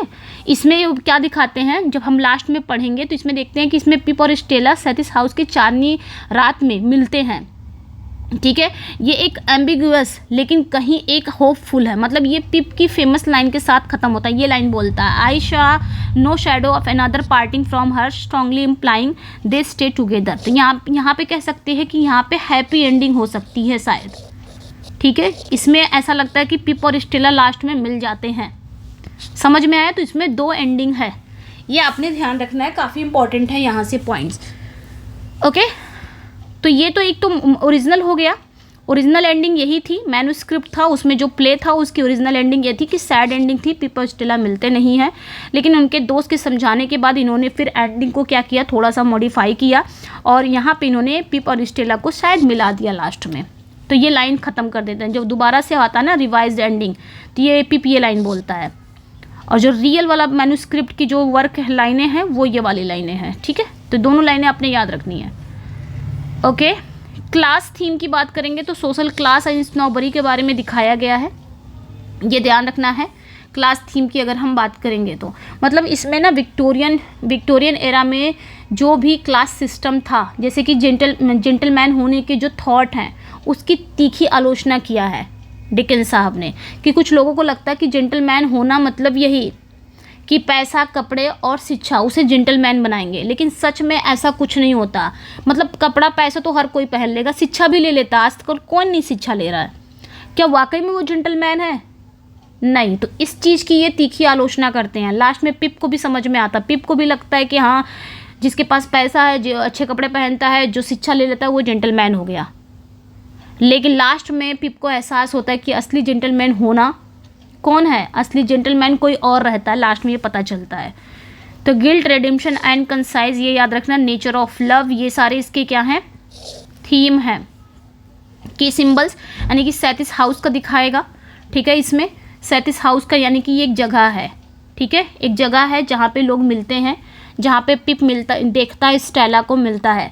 तो ये सिंबलाइज क्या है, ये रोमांटिक डीके को दिखाता है, स्टैग्नेशन को दिखाता है, ठीक है। यानी कि जो रोमांटिक डीके है, जो ठहराव है, उसका प्रतीक है सैथिस हाउस। फिर मार्सर्स को दिखाता है, ये पिप का लो बट ऑथेंटिक ओरिजिन्स है, यानी कि पिप की निचली लेकिन सच्ची जड़ों को दिखाता है, दलदल। London symbolise superficial social ambition को दिखाता है, ठीक है। अब यहाँ से आपका स्टार्ट हो गया है, बस 3 स्टेज है, जल्दी से देख लेते हैं। तो स्टेज 1 में हम क्या देखने को मिलता है, पिप का चाइल्डहुड और उसके जो इच्छाएं हैं, उसकी जो उम्मीदें हैं वो देखने को मिलता है। तो नॉवल जो नरेटेड है वो अडल्ट पिप है, यानी कि फिलिप पिप को ही पिप कहा गया है, ठीक है। तो ये ध्यान रखना है, ये इस नॉवल का प्रोटैगनिस्ट है, हीरो है, जो कि अब अडल्ट हो चुका है, ठीक है, वयस्क हो चुका है।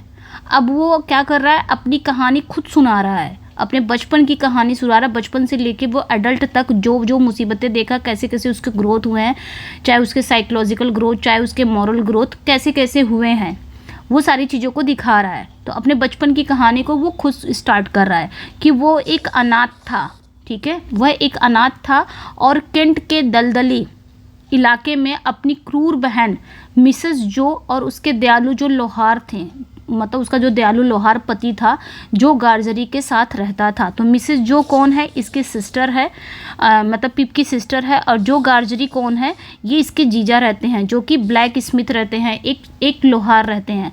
तो अपनी दीदी और जीजा के साथ पिप रहता था। ये अनाथ था, ठीक है। ये कहाँ पे रहते थे, ये केंट के मार्सेस इलाके में रहते थे। तो ये ध्यान रखना है, केंट का एक मार्सेस इलाका था, दलदल इलाका था, वहाँ पे ये लोग रहते थे। ओके, ये रहता था किसके साथ, मिसेस जो, अपनी दीदी और अपने जीजा के साथ। तो ये दोनों नाम कैरेक्टर को याद रखना है। फिर क्या होता है कि ये जो प्ले स्टार्ट होता है, इसकी ओपनिंग सीन क्या है, इसकी ओपनिंग सीन ये है कि पिप जाता है कब्रिस्तान में, अपने माता पिता की कब्र पर जाता है, ठीक है, अपने पेरेंट्स के ग्रेव पर ये जाता है। और वहाँ पे अचानक से, जैसे ही अपने माता पिता की कब्र पर जाता है, तभी अचानक से एक भागता हुआ कैदी उसे पकड़ लेता है। किसे पकड़ लेता है, इसको, पिप को पकड़ लेता है, ठीक है। और वो पिप को धमकाता है, थ्रेट करता है उससे कि जाओ मेरे लिए क्या ले आओ, फूड ले आओ, विटल्स ले आओ, विटल्स मतलब भोजन ले आओ, एंड अ फाइल, एक रेती ले आओ। एक उसकी मांग करता है कि जाओ मेरे लिए भोजन ले आओ, ठीक है। यहाँ पे एक चीज़ याद रखना आपने, ये जो लंदन है ना, सिंबलाइज किसे कर रहा है, सुपरफिशियल सोशल एम्बिशन, यानी कि अगर लंदन यहाँ पे किसका प्रतीक है, लंदन यहाँ पे सुपरफिशियल सामाजिक महत्वाकांक्षाओं का प्रतीक है। मतलब अगर इंसान के अंदर एम्बिशन आता है तो वो कहाँ भाग के गया, उसके अंदर, पिप के अंदर एम्बिशन आया ना, क्या बनने का, जेंटलमैन बनने का, तो वो भाग के कहाँ गया, लंदन गया, ठीक है। तो इस कहानी में हम देखते हैं कि जो और पिप है वो एक ऑर्फन है, अभी अडल्टहुड है, मतलब अभी इस समय वो अडल्टहुड है और अपनी कहानी बता रहा है, अपनी बचपन से लेकर अडल्टहुड की कहानी खुद बता रहा है पिप, ठीक है। वो कहाँ रहता है, वो अपनी बहन मिसेस जो और अपने जीजा जो गार्जरी के साथ रहता है। इनके जीजा कौन रहते हैं, एक ब्लैक स्मिथ रहते हैं, एक लोहार रहते हैं। लेकिन फिर क्या होता है, कहानी शुरू होती है, पिप जाता है अपने पेरेंट्स के ग्रेव पर, मतलब अपनी पेरेंट्स की कब्र पर जाता है। तभी अचानक वहाँ पे एक भागता हुआ कैदी आता है, ठीक है। भागता हुआ कैदी जैसे ही आता है वो इसे पकड़ लेता है, पिप को पकड़ लेता है और उसे धमकाता है कि जाओ मेरे लिए तुम क्या लेके आओ, विटलेस यानी कि भोजन लेके आओ, एक फाइल लेके आओ, एक रेती लेके आओ। उसकी मांग करता है कि जाओ तुम मेरे लिए ये ले आओ। और ये जो भागा हुआ कैदी रहता है, ये क्या रहता है, इसका नाम क्या रहता है, बाद में ये रिवील होगा, ये भागे हुए कैदी का क्या नाम रहता है, ये भी नाम याद रखना, एबल मैगविच। इस भागे हुए कैदी का क्या नाम रहता है, एबल मैगविच, बाद में रिवील होगा ये नाम। तो ये चीज़ें ध्यान रखनी है कि वो भागा हुआ कैदी आता है, इसे पकड़ लेता, कहता है मेरे लिए ये डिमांड करता है, धमकाता है जाके लेके आओ। अब ये बेचारा क्या होता है, डरा हुआ पिप जाता है, कहाँ पे जाता है, अपनी बहन के घर में जाता है, बहन की किचन में जाता है और वहाँ से वो एक पाई उठाता है और एक ब्रांडी उठाता है। फिर क्या करता है, अपने बहन की जो पेंट्री है, यानी कि अपनी बहन की जो भट्टी है, वहाँ से वो एक फाइल को चुराता है, रेती को चुराता है जहाँ पे भट्टी रहती है, और वो उसे ला के किसे दे देता है, मैगविच को, उस कन्विक्ट को दे देता है, उस अपराधी को दे देता है जो उसे भी धमका रहा था, ला के दे देता है। लेकिन इसके बाद क्या होता है, who is hiding on the marshes, जो दलदल में छुप रहा था, ठीक है, तो उसे ला के देता है। लेकिन जब पिप ये चोरी कर लेता है तो पिप इस चोरी से ना बहुत ज़्यादा गिल्ट से भर जाता है कि मैंने चोरी किया, चोरी करके लाके मैं खुद एक कैदी को लाके दे रहा हूँ सामान, जो खुद कैदी है, ठीक है। फिर क्या होता है, पिप इज समन्ड बाय मिस हैविज्म। अब पिप को कौन बुलाता है, मिस हैविज्म। कहाँ पे, सैतिस हाउस में, ये नाम याद रखना है, सैतिस हाउस में ये मिस हैविज्म रहती हैं। तो पिप को ना मिस हैविज नाम की एक अमीर, ये बहुत अमीर लड़की है, थोड़ी सी पागल टाइप की है, सन की टाइप की महिला है, जो अपने डिकेइंग हवेली में रहती है, ठीक है, जो कहाँ पे रहती है, अपने डिकेइंग मैंशन में रहती है, जिसका नाम है, इसके मैंशन का नाम क्या है, सैतिस हाउस, ठीक है, सैटिस हाउस इसके मैंशन का नाम है, इसके महल का नाम है। ठीक है। तो वहाँ पे क्या होता है फिर, There she lives in her rotting wedding dress, having stopped all her clocks at the moment she was jilted decades earlier। जैसे कि मैंने बताया, तो पिप को वहाँ पे बुलाती है, ये मिस हैविज में बुलाती है। अब यहाँ पे मिस हैविज के बारे में हमने जानेंगे कि बहुत अमीर है, सनकी है, अपने एकदम डिकेइंग हवेली में, इसकी हवेली का नाम है सैटिस हाउस में रहती है। ये पिप को क्यों बुलाती है? खेलने के लिए बुलाती है। फिर क्या होता है, और ये कैसी रहती है, ये अपनी वही सड़ती हुई शादी की वेडिंग ड्रेस में रहती है, क्योंकि जैसे कि मैंने पहले ही बता दिया था, है ना, जैसे कि इसको शादी से धोखा मिला है। जिस दिन इसकी शादी रहती है उसी दिन इसका मंगेतर इसको धोखा दे देता है, ठीक 8:40 पे इसको धोखा देता है। तो ये अपने वेडिंग ड्रेस में ही रहती है और उसी समय सारी घड़ियों को बंद कर देती है, यानी कि वहीं पे वक्त थम गया कुछ इस तरह सा। और तब इसने क्या किया, अपनी सारी घड़ियों को उसी पल रोक देती है। फिर क्या होता है, सैटिस हाउस में पिप रहता है। तभी पिप की मुलाकात किससे होती है? Pip meets Miss Havisham beautiful cold hearted ward Estella. ठीक है, तभी पिप की मुलाकात किससे होती है? मिस हैविज की एक खूबसूरत लेकिन ठंडे दिल वाली, या फिर यूँ बोलो एडॉप्टेड बेटी स्टेला से होती है। ये जो स्टेला रहती है, ऐसा कहा जाता है कि ये जो मिस हैविज में है ना, ये इसे अडॉप्ट की हैं, यानी कि गोद ली हैं। और ये ठंडी दिल वाली इसको इसलिए कहा गया क्योंकि इसके अंदर दिल नहीं है। ठीक है, ऐसे बोल सकते हो आप, पत्थर दिल, कुछ इस तरह की। उसके बाद ये पिप ना इससे मुलाकात करता है स्टेला से। अब एक ही नज़र में इसको प्यार हो जाता है, लेकिन स्टेला ना पिप के कोर्स हैंड्स को देखकर ना मजाक बनाती है, यानी कि उसके भद्दे हाथों को देखकर, थिक बूट्स, उसके मोटे जूतों को देखकर इसका मजाक उड़ाती है। कौन? स्टेला। अब जब ये मजाक उड़ाती है तो ये थोड़ा सा बेचारा शर्मिंदा हो जाता है, वाकई में अपने बैकग्राउंड को देखता है कि मैं कहाँ से बिलोंग करता हूँ। होते नहीं है कुछ, मैं कहाँ से बिलोंग करता हूँ, मैं गरीब फैमिली से, मेरे जीजा कौन है, लोहार हैं, मतलब ब्लैक स्मिथ हैं, लोहार है, मतलब कहीं ना कहीं निचले हिस्से से हम लोग बिलोंग करते हैं। तो ये थोड़ा सा अशेम्ड हो जाता है, शर्मिंदा हो जाता है। ठीक है, फिर ये क्या करता है, थोड़ा सा मतलब जो के कनेक्शन मैंने भी बताया ना, ये थोड़ा सा क्या हो जाता है, शर्मिंदा हो जाता है, क्योंकि ये देखता है कि हाँ मेरा बैकग्राउंड क्या है, मैं कहाँ रहता हूँ, मेरी दीदी जीजा के साथ रहता हूँ, मेरा जीजा क्या है, गोल्ड स्मिथ है, अरे ब्लैक स्मिथ है। फिर क्या होता है, ये तो यहाँ पे मजाक ये उड़ा देती है, इस बेचारे को शर्मिंदा हो ही जाता है। फिर क्या होता है, पिप आता है, पिप विजिट टू सैटिस हाउस। उसके बाद क्या होता है, इसके अंदर ना एक एम्बिशन आ जाता है, महत्वाकांक्षा। सैटिस हाउस में जाने और स्टेला के प्रति उसका जो इन्फेचुएशन के कारण, इन्फेचुएशन यानी कि वो स्टेला को देखता ही है, पहली नज़र में उसे आकर्षित हो जाता है। तो फिर क्या होता है, इसका मजाक भी बना देती है। तो पिप के अंदर ना एक जेंटलमैन मतलब एक सब पुरुष बनने का इच्छा जाहिर होती है, उम्मीद करता है, एक्सपेक्टेशन उसके अंदर उभरता है कि मैं एक जेंटलमैन बनूंगा। उसके अंदर ये एम्बिशन जाग उठती है जेंटलमैन बनने की, जैसे कि मैकबेथ में राजा बनने की एम्बिशन जाग उठी थी, उसी तरह ये जो पिप है ना, तो इसके अंदर ना जेंटलमैन बनने की एम्बिशन जाग उठी।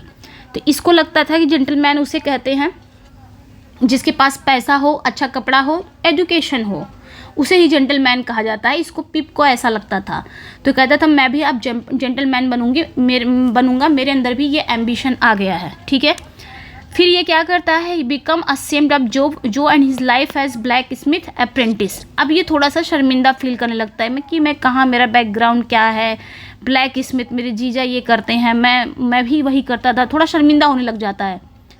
ठीक है, कि मैं ये काम नहीं करूँगा। फिर क्या होता है, पिप की जो सिस्टर है मिसेस जो, इसको ना बहुत ही ब्रूटली एक अननोन आदमी रहता है जिसका नाम लेटर रिवील द जो जर्नीमैन ऑर्लिक, बाद में इसका नाम ये रिवील होता है। तो याद रखना है, पिप की जो बहन रहती है ना मिसेस जो, इस पे ना एक हमलावर हमला कर देता है।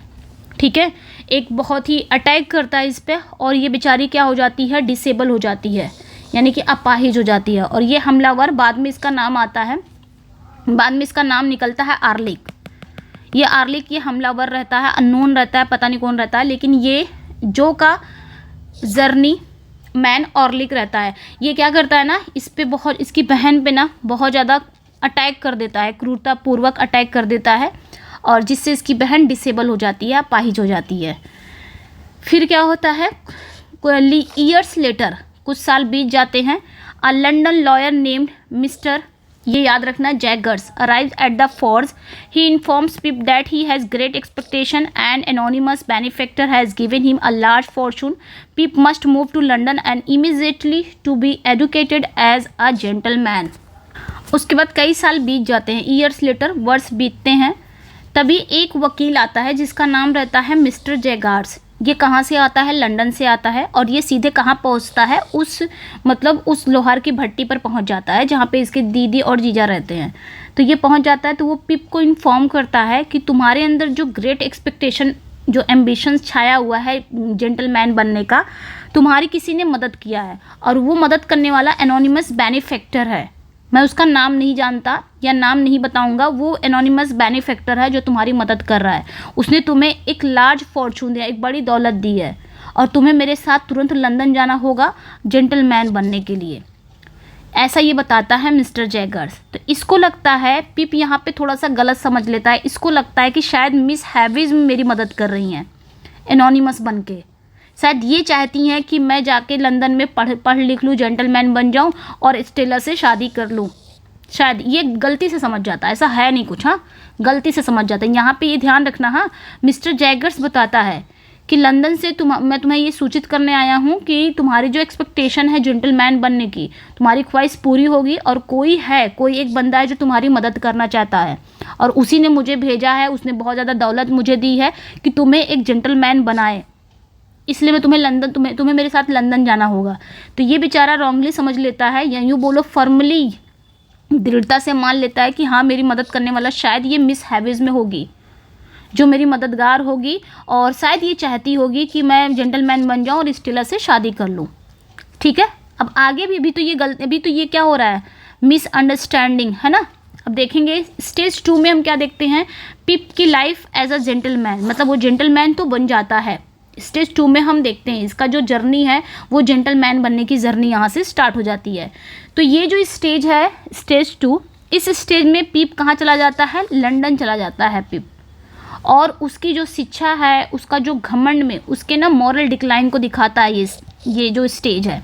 इस स्टेज में देखने को हमें ये मिलेगा कि लंदन चला जाता है, जेंटलमैन बन जाता है और जैसे ही ये जेंटलमैन बनता है, यानी कि इसके पास पैसे आ जाते हैं, कपड़े आ जाते हैं, शिक्षा आ जाती है, तो फिर इसके अंदर स्नॉबरी यानी कि घमंड आ जाता है। फिर इसका मॉरल डिक्लाइन भी दिखाता है, लाइक मैकबेथ, है ना। तो लंदन लाइफ यानी कि Pip's move to London and tortured by Matthew Pocket. फिर क्या होता है, वो आदमी आया जो अभी ऊपर मैंने बताया, आदमी कहता है ना कि किसी ने तुम्हारी मदद की है, मुझे बहुत ज़्यादा दौलत दी है, तुमको मेरे साथ चलना होगा, तुम्हारी जो ग्रेट एक्सपेक्टेशन है पूरी होने वाली है, चलो मेरे साथ। तो ये किसको समझ लेता है? मिस हैविज में कुछ, मतलब कि शायद वो एनोनिमस बेनिफैक्टर वही होगा, मेरा मददगार करने वाला अननोन। फिर क्या होता है, ये चला जाता है, लंदन चला जाता है और वहाँ पर क्या होता है, पिप लंदन पहुंच जाता है और मैथ्यू पॉकेट से शिक्षा लेता है। मैथ्यू पॉकेट कौन रहता है? इसको शिक्षा देता है, ये इसी से शिक्षा लेता है। इसका एक बेटा रहता है जिसका नाम हर्बर्ट पॉकेट रहता है, तो जिससे पिप पहली बार सेथिस हाउस में मिला था। कभी मिला था सेथिस हाउस में इससे? Pale young gentleman he fought Satis house में, और उससे लड़ाई भी की थी। लेकिन यहाँ पे ये दोनों दोस्त बन जाते हैं। लंदन में जब ये दोनों एक दूसरे से मिलते हैं, किससे? हर्बर्ट पॉकेट से मिलता है, तो उसका दोस्त बन जाता है और लॉयल फ्रेंड्स बन जाते हैं। तो ये चीज़ ध्यान रखना, शिक्षा किससे लेता है? मैथ्यू पॉकेट से लेता है और हर्बर्ट पॉकेट इसका लॉयल फ्रेंड रहता है, बाद में बन जाता है। ठीक है, ध्यान रखना है। फिर क्या होता है, यहाँ पे पिप अपने नए जीवन को पूरी तरह से अपना लेता है, यानी कि वो बन गया, अच्छे कपड़े आ गए उसके पास, पैसे आ गए उसके पास और उसके पास शिक्षा आ गया। तो उसको लगता है कि अब मैं जेंटलमैन बन गया हूँ। तो ही स्पेंड मनी एक्स्ट्रावेगेंटली, उसके पास पैसे बहुत ज़्यादा, वो फिजूल खर्ची भी करने लग जाता है। इवन वो कर देता है एक्यूमुलेट्स डेट, यानी कि वो कर्ज भी जमा कर लेता है, कर्ज वगैरह भी बहुत ज़्यादा ले लेता है, फिजूल खर्ची भी करता है, कर्ज भी जमा कर लेता है। And joins an exclusive gentleman club, और एक खास जेंटलमैन क्लब में शामिल भी हो जाता है। वो बहुत ज़्यादा डीपली स्नॉबिश बन जाता है, यानी कि घमंडी बन जाता है, स्पेशली अपने, और वो भूल जाता है अपने पुराने दोस्त, पुरानी चीज़ों को वो भूल जाता है। होता नहीं है ऐसे कुछ लोग, मूवीज़ वगैरह में बहुत सारे दिखा है, रियल लाइफ में भी होती हैं चीज़ें। ठीक है, जैसे कि कोई चीज़ बनना चाहे इंसान और बन जाए, बाद में फिर अपने जो पास्ट वाली चीज़ें हैं, यानी कि अपने दोस्त, नात बात, रिश्तेदार जितने भी हैं, सबको भूल जाए। और सबको ना, अगर हमारे जो रिलेटिव्स हैं वो थोड़ा नीचे मतलब उनके पास पैसे नहीं हैं तो हम उनको किस नज़र से देखते हैं जब हमारे पास पैसे आ जाते हैं, और पैसे आएंगे किस नज़र से देखेंगे जब हमको घमंड आ जाएगा। तो वैसे ही कुछ पिप के साथ हो रहा था। अब ये बन चुका है, इसके पास ढेर सारे पैसे हो गए हैं, बहुत ज़्यादा पैसा खर्च कर रहा है, अब ये थोड़ा सा घमंडी बन गया है। स्पेशली ये किसके लिए घमंडी बन गया? अपने पुराने दोस्तों के लिए, पुराने रिश्तेदारों के लिए। समझ में आया? अब देखते हैं क्या होता है आगे कहानी में। तभी क्या होता है, इसी बीच इन अ की सीन्स, ये की सीन्स है, ध्यान रखना है, ठीक है। जो का आना ये काफ़ी इम्पोर्टेंट सीन है। तो जो गार्जरी होता है, ये कौन रहता है? ये इसके जीजा रहते हैं ना, जो कि एक गोल्ड स्मिथ है। तो ये पिप से मिलने आते हैं लंदन में, ठीक है। जो गार्जरी लंदन में पिप से मिलने आते हैं। अब पिप acutely embarrassed by जो common manners and Cole is condescending जो sending Pip seems quietly leaves। फिर क्या होता है, ये जो इसके जीजा है ना, ये मिलने आते हैं, इससे मिलने आते हैं पिप से। अब पिप जो है ना, वो एक कॉमन मैनर से बहुत ज़्यादा एम्बैरेस्ड है। अब कॉमन शिष्टाचार, यानी कि इसके जो जीजा हैं वो क्या थे? लोहार थे। अब ये उनके पैसे से भी क्या करने लगा है, बहुत ज़्यादा शर्मिंदा हो गया। मतलब छोटा काम, छोटे लोग, छोटा काम, कुछ इस तरह है। समझ में आया? छोटे लोग, छोटा काम, कुछ इस तरह। तो ये शर्मिंदा होने लगा। अब कैसे सबके सामने बोल दिए मेरे जीजा हैं, उनका काम कुछ और है, छोटा काम है। तो इसलिए थोड़ा सा ये एम्बैरेस्ड हो जाता है और उनके साथ ना बहुत रूखा और घमंड भरा व्यवहार भी करता है अपने जीजा के साथ। फिर उसके बाद ये इनके जीजा को समझ में आता है कि लग रहा है मेरी वजह से पिप को बहुत शर्मिंदा फील होना पड़ रहा है। बेचारा चुपचाप चला जाता है वहाँ से। ये जो गार्जरी है वहाँ से चला जाता है, यहाँ से कि मेरी वजह से शायद वो शर्मिंदा हो रहा है कि लोग बोलेंगे बताओ इतना बड़ा है, इसके कैसे कैसे रिश्तेदार हैं, कितने छोटे मोटे रिश्तेदार हैं, कुछ इस तरह। फिर क्या होता है यहाँ पे, Estella is also introduced to London society sponsored by Miss Havisham. उसके बाद क्या होता है, स्टेला भी मिस हैविज्म द्वारा लंदन समाज में लाई जाती है। यानी कि स्टेला भी लंदन में पहुँच जाती है। इसको कौन लाता है? मिस हैविज्म लाती है। फिर पिप ना उसको देखता है कि अरे स्टेला भी लंदन में है, तो उसको तुरंत उसका पीछा करने लग जाता है, ठीक है। उसका परस्यू करने लग जाता है, उसका पीछा करने लग जाता है। लेकिन यहाँ पे क्या बताता है, यहाँ पे even she warns him she has no heart openly dates other man including the cruel Bentley Drummle. तो ये ध्यान रखना है, बेंटले ये नाम याद रखना है, ठीक है।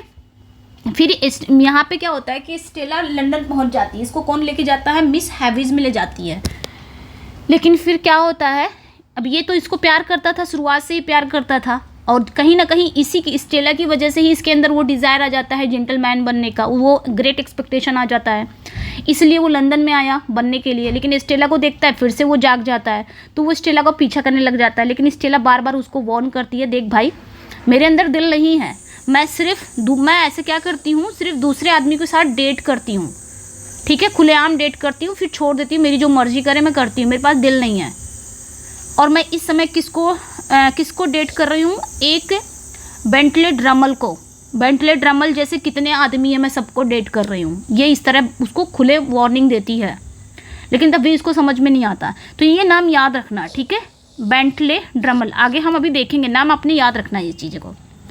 फिर क्लाइमेक्स पे कहानी पहुँच जाती है, बहुत सारा वो है, क्लाइमेक्स पे कहानी पहुंच जाती है। यहीं पे थोड़ी सी यहाँ पे खुलासा होता है। On a dark stormy night है ये, on the eve of 21st birthday Pip is visited by a mysterious man. This man is Abel Magwitch, the convict from the churchyard. Magwitch who was transported to Australia reveal that he is Pip true benefactor. अब यहाँ पे क्या होता है, climax पे ये आपका जो नॉवल है ये क्लाइमेक्स पे पहुँच जाता है।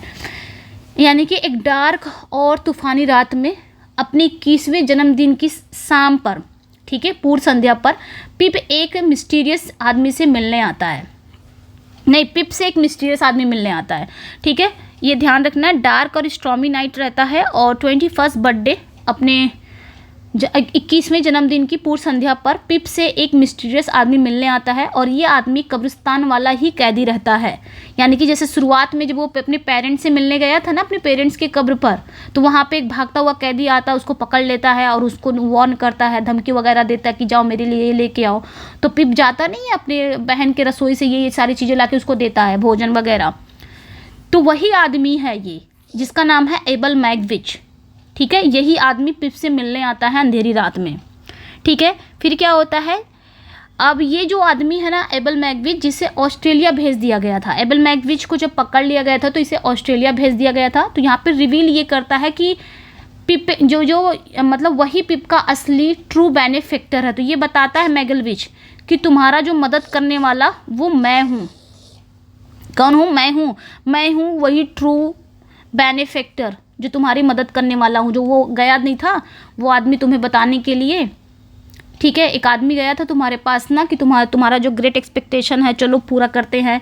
मुझे एक आदमी ने भेजा है, बहुत सारा धन दौलत दिया है ताकि तुम्हें लंदन ले जाके तुम्हें जेंटलमैन बनाऊं। तो ये क्या समझ लेता है? उसको समझ लेता है ना कि उसने मेरी मदद की है। किसने? ये मिस हैविज मैंने मेरी मदद की है। शायद ये मदद करना चाहती स्टेला से शादी करने के लिए, लेकिन यहाँ पे रिवील हो जाता है कि वो मदद करने वाला ये बंदा रहता है एबल मैग्विच, जो वो कन्विक्ट रहता है शुरुआत में, जिससे मिला रहता है। तो ये कहता है मैं ही तुम्हारा असली मददगार हूँ। फिर क्या होता है? ये कहता है कि मैंने इतनी सारी दौलत कैसे कमाई? मैंने बहुत ज़्यादा शीप फार्मिंग किया, यानी कि ये बताता है कि मैंने इतनी सारी दौलत कैसे कमाई, तुम्हारी मदद कैसे की। तो मैंने बहुत ज़्यादा शीप फार्मिंग किया, यानी कि भेड़ पालन वगैरह किया, उससे बहुत दौलत कमाई और अपना जीवन पिप को वह जेंटलमैन बनाने के लिए डेडिकेटेड कर दिया, जो वो खुद कभी नहीं बन सका। तो यहाँ पे वो बताता है, ठीक है, कि मैंने अपना जीवन क्या क्या कर दिया, कैसे कैसे पैसा कमाया, फिर मैंने तुम्हें बनाने के लिए, तुम्हें जेंटलमैन बनाने के लिए मैंने भेज दिया।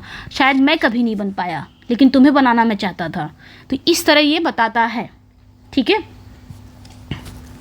इस तरह बताता है कि यहाँ पे रिवील हो जाता है। अब यहाँ पे एक रिवील तो हुआ कि हाँ, इसको जो ट्रू बेनिफैक्टर वो कौन था? वो एबल मैग्विच ही था, वही कन्विक्ट था, ठीक है। उसके बाद क्या होता है? पिप ना ग्रेटफुल नहीं होता। ये सब सुन के ना उसका होता नहीं कि भाई जैसे तुमने मेरी ज़िंदगी बना दी, तो हम क्या होते हैं उसके ग्रेटफुल हो जाते हैं ना, लेकिन ये ग्रेटफुल नहीं होता है, बल्कि ये बहुत ज़्यादा क्या हो जाता है? हॉरिफाइड हो जाता है, डर जाता है। आभारी नहीं होता है, ये डर जाता है।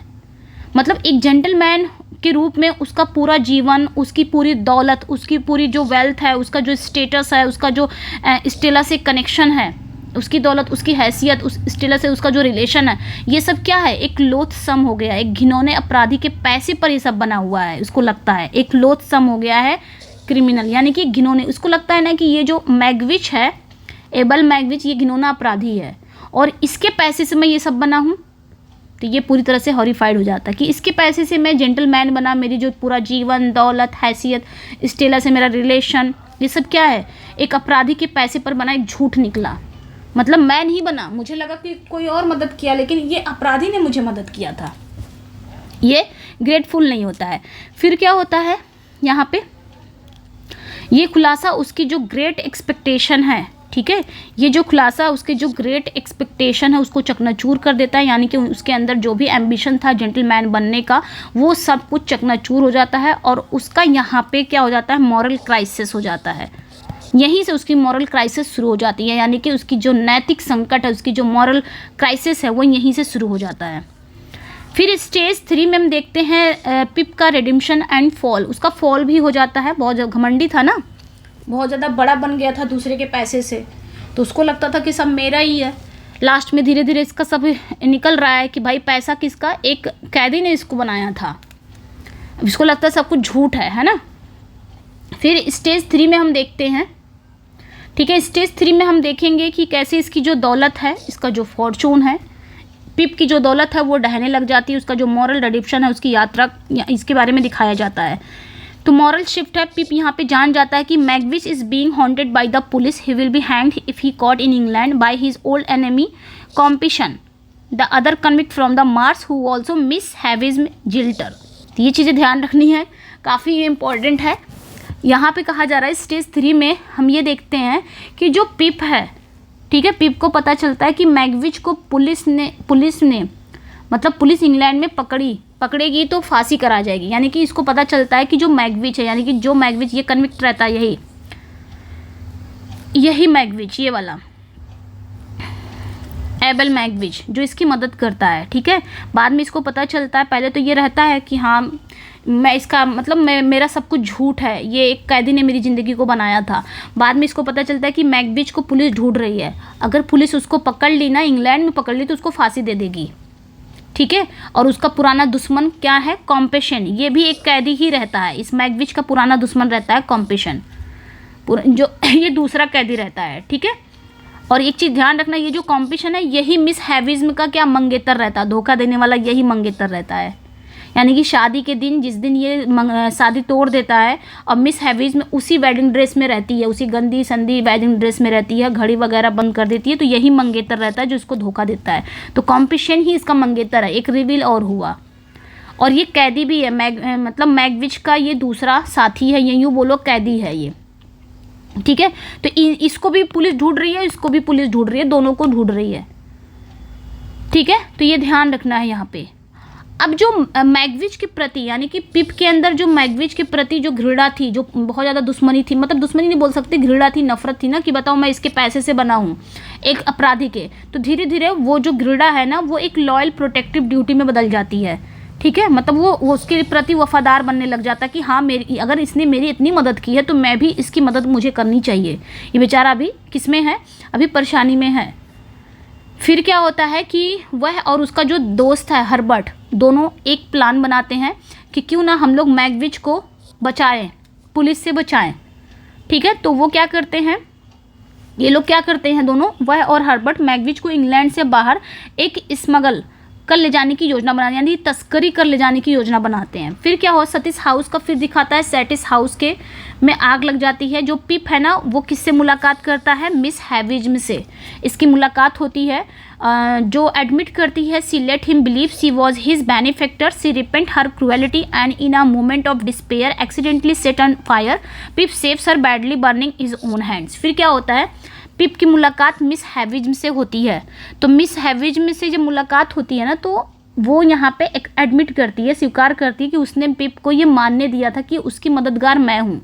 मतलब ऐसा इसने कर दिया था कि शुरुआत में इसको लग रहा था कि इसी ने मेरी मदद की है, तो ये जानबूझ के ये ऐसा कुछ किए रहती है जिसको इसको लगता है कि मैंने मदद की। तो बाद में ये पछताती है, रिपेंट करती है, इसको बताती है कि मुझे माफ़ कर दो, मैं तुम्हारी बेनिफेक्टर नहीं हूँ, मैं तुम्हारी मददगार नहीं हूँ।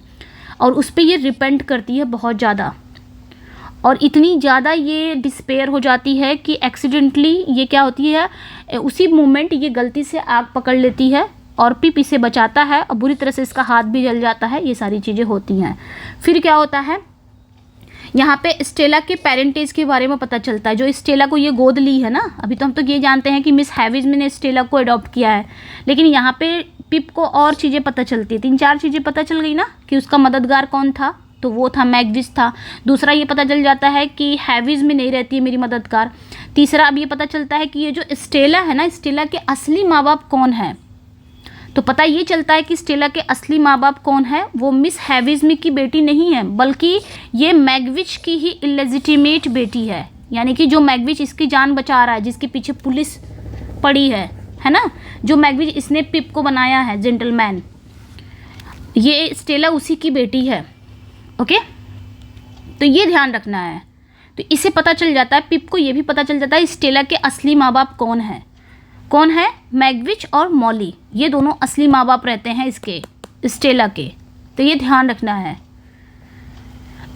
उसके बाद क्या होता है, failed escape, Pip and Herbert attempt to get Magwitch on to steamer ship but they are intercepted by the police. फिर क्या होता है, पिप और हर्बर्ट मैगविच को एक स्टीमर जहाज में चढ़ाने का प्रयास करते हैं, उसे बचाना चाहते हैं पुलिस से ना मैगविच को, लेकिन उन्हें कॉप्सन के लीड में पुलिस द्वारा रोक लिया जाता है। लास्ट में क्या होता है कि मैगविच और कॉप्सन नदी में लड़ते हैं, और कॉप्सन जब दोनों मिल जाते हैं तो कॉप्सन और मैगविच दोनों नदी में लड़ते हैं। कॉप्सन डूब जाता है और मैगविच को क्या कर लिया जाता है, पकड़ लिया जाता है, कैप्चर कर लिया जाता है, लेकिन वो पहले से बुरी तरह घायल भी हो जाता है।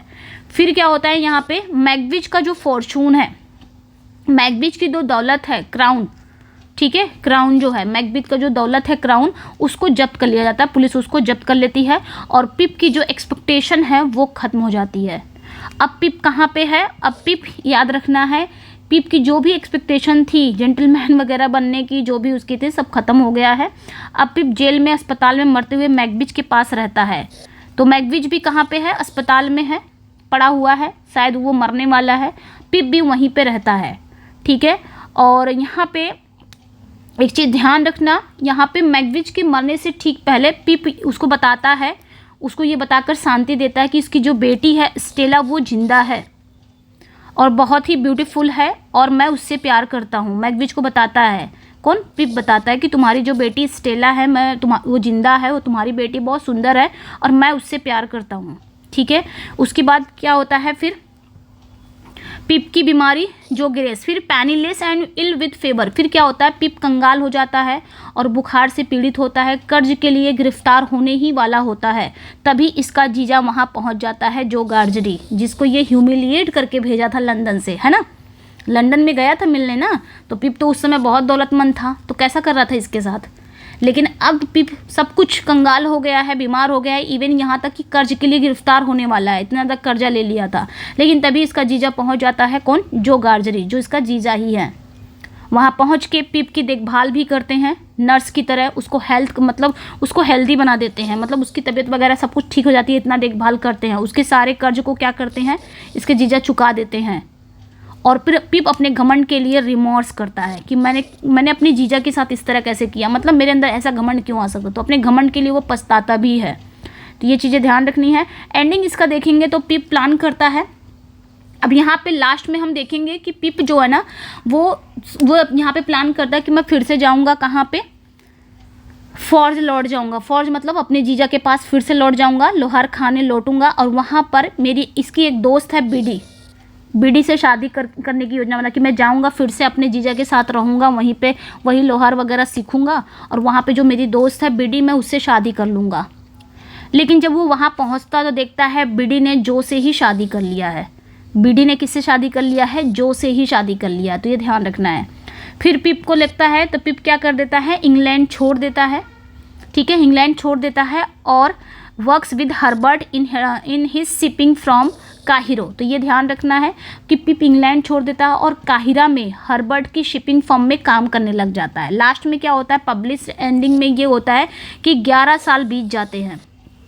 ठीक है, स्टेला के साथ इसकी शादी वगैरह नहीं होती, एक चीज़ ध्यान रखना है। ठीक है, 11 साल बीत जाते हैं। अब 11 साल बीतने के बाद पिप वापस लौटता है और वो सेम वहीं पे जाता है 37 हाउस में, जहाँ पे वो पहली बार स्टेला को देखा था, है ना। तो वहाँ पे देखता है अभी भी वो स्टेला को ही पाता है। 11 साल बाद जाता है तो स्टेला को पाता है, लेकिन अब स्टेला एक विडो है, एक विधवा बन गई है और वो भी उसी जगह पर घूमने ही आई है। लेकिन अब वो कैसी बन गई है? अब वो क्रूअल लाइफ नहीं जी रही है, वो बहुत सॉफ्ट बन चुकी है, नरम दिल वाली बन गई है। ठीक है, तो novel ends with pip famous hopeful line. ये जो नॉवल है ना, ये पिप के इस फेमस होप लाइन से शुरू होती है, होपफुल लाइन से कि I saw no shadow of another parting from her. तो ये ध्यान रखना है यहाँ पे, इस लाइन से इस होपफुल लाइन से नॉवल का एंडिंग होती है, जिसमें पिप, इसमें लाइनों में वो कहता है कि जिसमें पिप और स्टेला लंदन में मिलते हैं, बहुत छोटी सी बात करते हैं, एक फॉर्मल मुलाकात होती है और हमेशा के लिए बिछड़ जाते हैं। लेकिन याद रखना डिकेंस का ओरिजिनल एंडिंग वो शैडर है, with Pip and Estella parting for good after a brief formal meeting in London. तो ये ओरिजिनल एंडिंग ये है, जिसमें पिप और स्टेला दोनों मिलते हैं, थोड़ी बहुत बात होती है, फिर लास्ट में लोग बिछड़ जाते हैं। लेकिन जो रिवाइज एंडिंग इन्होंने दिया था, उसमें इन्होंने बताया था अपने दोस्त के समझाने पर, इन्होंने एक रिवाइज एंडिंग दिया था। ये कहा था कि ऑडियंस को ये सही नहीं लगेगा तो तुम क्या करो, एक रिवाइज एंडिंग दो। तो रिवाइज एंडिंग दिया था, उसमें ऐसा कहा जाता है कि पिप और स्टेला मिल जाते हैं लास्ट में। तो ये चीज़ें ध्यान रखनी है। लेकिन हाँ, एक चीज़ और, स्टेला शादी किससे करती है? तो मैंने बताया था ना कि स्टेला उस समय किससे डेट कर रही थी जब वो लंदन में उसके पीछे पीछे जा रहा था। तो वो नाम याद रखना है, उसका जो हस्बैंड रहता है ना, ड्रमल, इसी से शादी भी कर लेती है। ये मर जाता है, ये बहुत मतलब इसके साथ बहुत बेकार ट्रीट करता है और इसकी डेथ हो जाती है, तब ये वीडियो हो जाती है। तो ये चीज़ें ध्यान रखनी है। समझ में आया? सिंपल सी स्टोरी थी और जैसा कि मैंने बताया, novel was first publish serial instalment है ये जो नॉवल है। तो याद रखना, ये जो नॉवल है पहली बार 1860 से लेकर 1861 तक इंस्टॉलमेंट में मतलब पब्लिश हुआ था। ये चार्ल्स डिकेंस की अपनी weekly periodical all the year round में छपा था। इसका जॉनरा याद रखना तो बिल्डिंग्स रोमान है, यानी कि कमिंग ऑफ एज। ठीक है, ऐसा नॉवल जो प्रोटैगनिस्ट के development, moral, psychological and social from childhood adulthood को दिखाता है। नैरेटिव स्टाइल यानी कि फर्स्ट पर्सन रेट्रोस्पेक्टिव नैरेटिव है, ये ध्यान रखना। इसमें जो प्रोटैगनिस्ट है पिप है, यानी कि जिसका पूरा नाम है फिलिप, जो अपनी ही कहानी बता रहा हो, लेकिन इस समय फिलिप अडल्ट में है और अपनी वो बैकग्राउंड यानी कि अपने पास्ट की कहानी को वो बता रहा है। टू एंडिंग होती है, जैसे कि मैंने अभी बताया, इसमें टू एंडिंग होती है। 2 डिफरेंट एंडिंग है, ठीक है, एक ओरिजिनल है और एक रिवाइज्ड है। तो ये ध्यान रखना। बेनिफैक्टर कौन रहता है इस, अगर हम बात करेंगे इसमें बेनिफैक्टर कौन रहता है, तो सेंट्रल प्लॉट की बात करेंगे तो पिप का जो सीक्रेट बेनिफैक्टर की पहचान होती है, पिप गलत समझ लेता है कि मिस हैविज में उसकी मदद कर रही हैं, लेकिन लास्ट में पता चलता है वो कौन रहता है, वो एबल मैगविच रहता है जो मदद करने वाला रहता है। एबल मैगविच की ही बेटी रहती है स्टेला, इसकी नाजायज बेटी रहती है, ठीक है। फिर मिस हैविज में ये कैरेक्टर है मिस हैविज, जो कि एक डिकेइंग 37 हाउस में रहती है, ठीक है। सी फेमसली स्टॉप्ड ऑल हर क्लॉक्स, वो तुरंत सारी घड़ियां बंद कर देती हैं जब उसको, मतलब वो सारी घड़ियों को उसी समय बंद कर देती है। मिस हैविज में एक ऐसी दुल्हन है ना जिन्हें शादी के दिन धोखा मिला होता है और वो तब से अपने जर्जर 37 हाउस में रहती है और उन्होंने सारी घड़ियों को 8:45 बजे पर रोक दिया है, ठीक है। और ये वही पल था जब उन्हें अपने मंगेतर, इसके मंगेतर का नाम रहता है कॉम्पेशन, जो कि एक कन्विक्ट रहता है, इसको भी पुलिस ढूंढती है ना मैगविच के साथ साथ। तो ये ध्यान रखना है, इसका ये मंगेतर भी रहता है। इसी से धोखा मिलने का एक लेटर मिला रहता है, धोखा दे देता है उसी समय। तो ये अपने उसी ड्रेस में रहती है, वेडिंग ड्रेस में, और 8:40 पर ही अपनी सारी घड़ियों को रोक देती है। तो ये चीज़ें ध्यान रखनी है। This is another major plot reveal, एक प्लॉट यहाँ पे रिवील हुआ ना कि उसकी मदद कौन करते हैं, एबल मैगविच, मिस हैविज में नहीं। दूसरा यहाँ पे कि स्टेला के माता पिता कौन है, तो स्टेला के जो माता पिता वो मिस हैविज में नहीं होती है, ये कोई गोद वोद लिए नहीं रहती है, बल्कि स्टेला के जो माता पिता हैं वो कौन रहते हैं, वो एबल मैगविच और मॉली की ये बायोलॉजिकल डॉटर होती है, ठीक है। अब ये मॉली कौन होती है, ध्यान रखना, ये मॉली होती है मिस्टर जैगर्स की हाउस कीपर होती है, नौकरानी, ठीक है, इन्हीं की बेटी रहती है नाजायज, ध्यान रखना है। फिर आगे बात करेंगे हम, तो plot is tightly organise into 3 stages of Pip expectation, ठीक है। यानी कि इस नॉवल का जो प्लॉट है वो पिप के 3 स्टेज, यानी कि पिप के एक्सपेक्टेशन के 3 स्टेज में बताया गया है। 3 स्टेज, 1861 का पहला 3 वॉल्यूम वाला जो एडिशन है वो इसी तरह स्ट्रक्चर्ड है। सेंट्रल थीम की बात करेंगे तो ये जो नॉवल है प्राइमरी थीम है, ये सोशल क्लास और स्नॉबरी की आलोचना करता है। यानी कि सोशल क्लास, इंसान के पास जब पैसे आ जाते हैं ना तो वो किस तरह का रिएक्ट करता है, कैसा वो व्यवहार करता है, उसके अंदर कितना घमंड आ जाता है। इस चीज़ को इन्होंने इस कैरेक्टर से, पिप के कैरेक्टर से दिखाया है, ठीक है, पिप के कैरेक्टर से इन्होंने दिखाया है। तो ये चीज़ें ध्यान रखनी है। तो इसमें दिखाया गया है कि ये जेंटलमैन होने की असली अर्थ के बारे में, कि पिप का जो विचार था, पिप को लगता था जी असली जेंटलमैन जिसके पास पैसा हो, स्टेटस हो, वही असली जेंटलमैन है। लेकिन असली जेंटलमैन तो जो गार्जरी बना, जो इसका जीजा रहता है, जिसके कैरेक्टर में हमें देखने को मिलता है, बेचारा कितना सही है, काइंड हार्टेड है, लास्ट में यही मदद भी करता है इसकी। एंटागोनिस्ट की बात करेंगे तो इस प्ले के 2 एंटागोनिस्ट हैं। 2 एंटागोनिस्ट कौन है, एक ऑर्लिक है, ये जो का journeyman who attack Mrs Joe and represent Pip dark brutal side. तो ये ऑर्लिक है जो कि जर्नी मैन है, यानी कि जो का ये सहायक है, ये जो का जर्नी मैन है यानी कि सहायक रहता है, और ये मिसेस जो पर हमला करता है और पिप के ब्रूटल पक्ष को दिखाता है। दूसरा है कॉम्पेशन, ये दूसरा कॉन्विक्ट है जो मैगविच का जानी दुश्मन है। मैगविच जो रहता है ना, ये इसका जानी दुश्मन रहता है, मिस हैविज्म का ये फियोंसे है, धोखा देने वाला मंगेतर भी है। तो ये था थोड़ा लेंदी था ये, इसमें मेन पॉइंट्स को मैंने बता दिया है, वो आपने याद रखना है, ठीक है। चलिए फिर मिलते हैं नेक्स्ट वीडियो में। Thank you for watching, bye bye. बहुत ज़्यादा लेंदी हो गई है क्लास, बाय बाय।